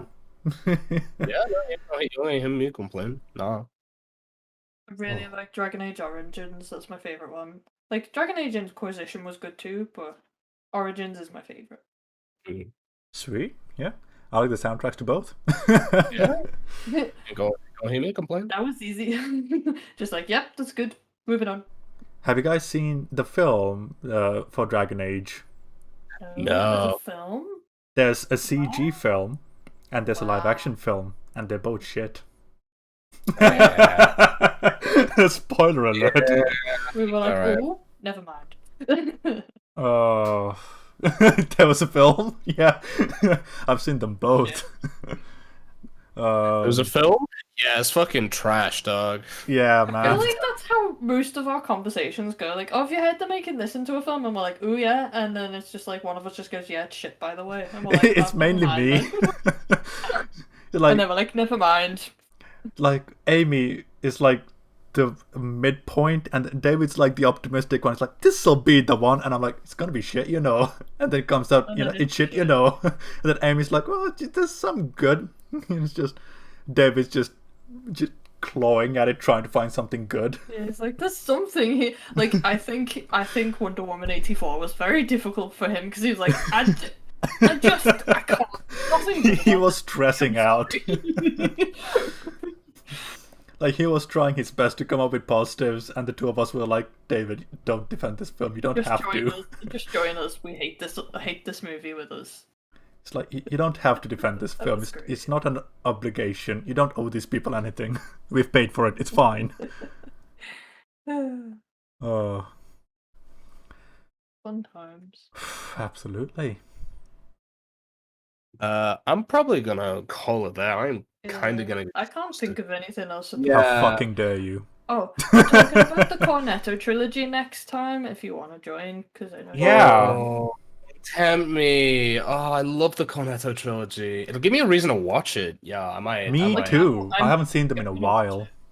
Like after we finished Justice League, I was like, can we talk about something good, please? Yeah, and the Cornetto trilogy was always in our docket, and I was like, when I was making the schedule, I was like, let's talk about something nice for a change, where we can all agree it's good. I mean, to be fair, the great thing about the Cornetto trilogy, there isn't a bad film in it. Like, say that World's End wasn't as good as the others, it's still a good film. It's still very, very good. It's not the strongest. Yeah, it may be the weakest out of the Cornetto trilogy, but it's still a damn good film. Yeah, I still enjoy it. But like the role reversal between Nick Frost and fucking Simon Pegg, Yeah. like honestly, it's really good simply for the fact that they play completely opposite characters to what they usually do. Yeah, it's almost like, oh, Sean is like an 8.5. Hot Fuzz is like a 9.5, and then World's End is like a 7.5. It's like, it's still good. That's still good category. It's like the worst film out there. It's still perfectly like acceptable. Yeah. It's better than most positive, highly rated films today, so... no, definitely. It just wasn't received very well because it wasn't Hot Fuzz. And to be fair, I get it. Hot Fuzz is amazing. Oh my god, one of the best films ever made, but also, you know... but yeah, I'm gonna have to probably call it there. My throat is so goddamn dry. Yeah. I didn't I'm realize not talking this surprised. much. Yeah. This is why I have tea before I start talking, and this is also why I have tea during. I finished half a bottle of cordial doing this. I kept losing my voice making my video essay. I went through so many cups of tea while I was recording that, like it was ridiculous. Yeah, that makes sense. Yeah. Righto, well, seeing as we're all kind of pooped... hella fun, I gotta say, this was a good, we've been going for 3 hours. How long?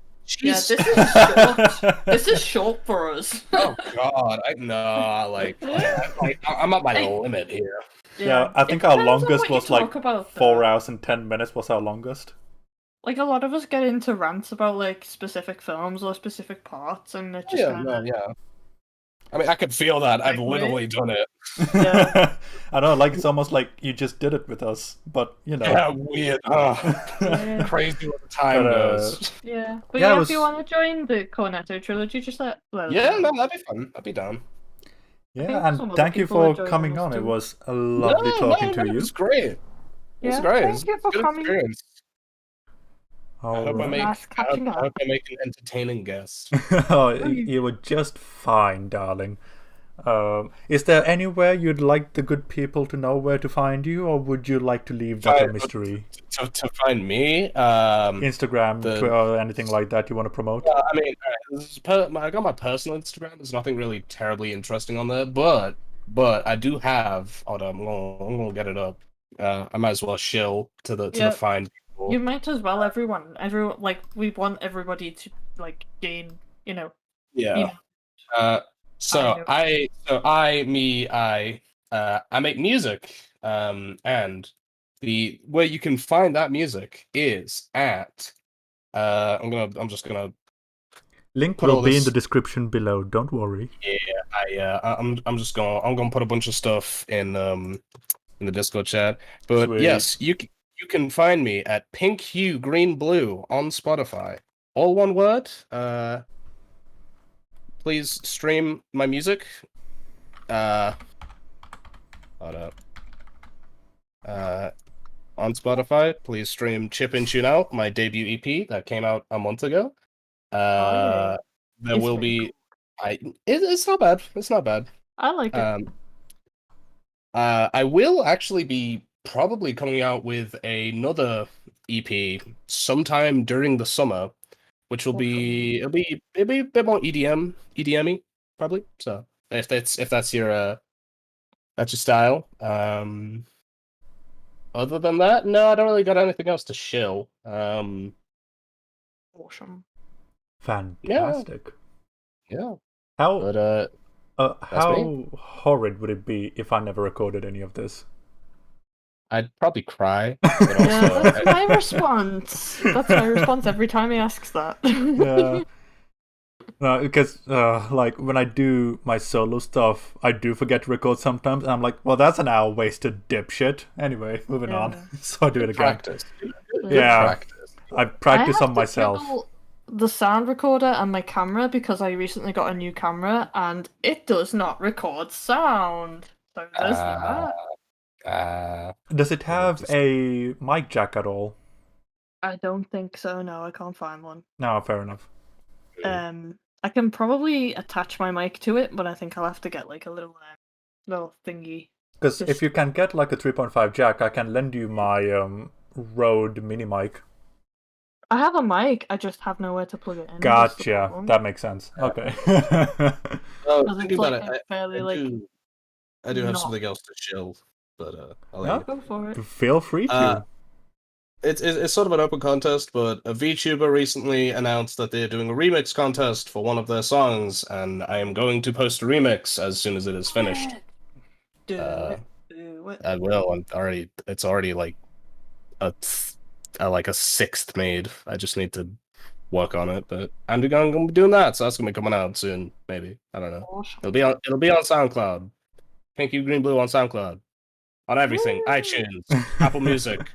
So this is going to be going up on YouTube on the 21st. So if you're done before then, let me know and I'll put it on the description as well. I'm probably not gonna be done in 5 Oh, okay, days, fair but- enough. Then I'll just share it. Yeah, no, that's fine. Sweet. Well, thank you, good sir, for joining us today. It was absolutely lovely having you. Yeah, this was fun. Yeah, it was good. Okay, and well, next on the docket, we're going to be doing another Final Fantasy rant, and after that, we're going to be doing the Cornetto trilogy. Hey. Then who Also, knows? we're watching Attack on Titan. Oh shit! Yeah, we're gonna do that on Wednesday. Yeah. That's gonna be fun.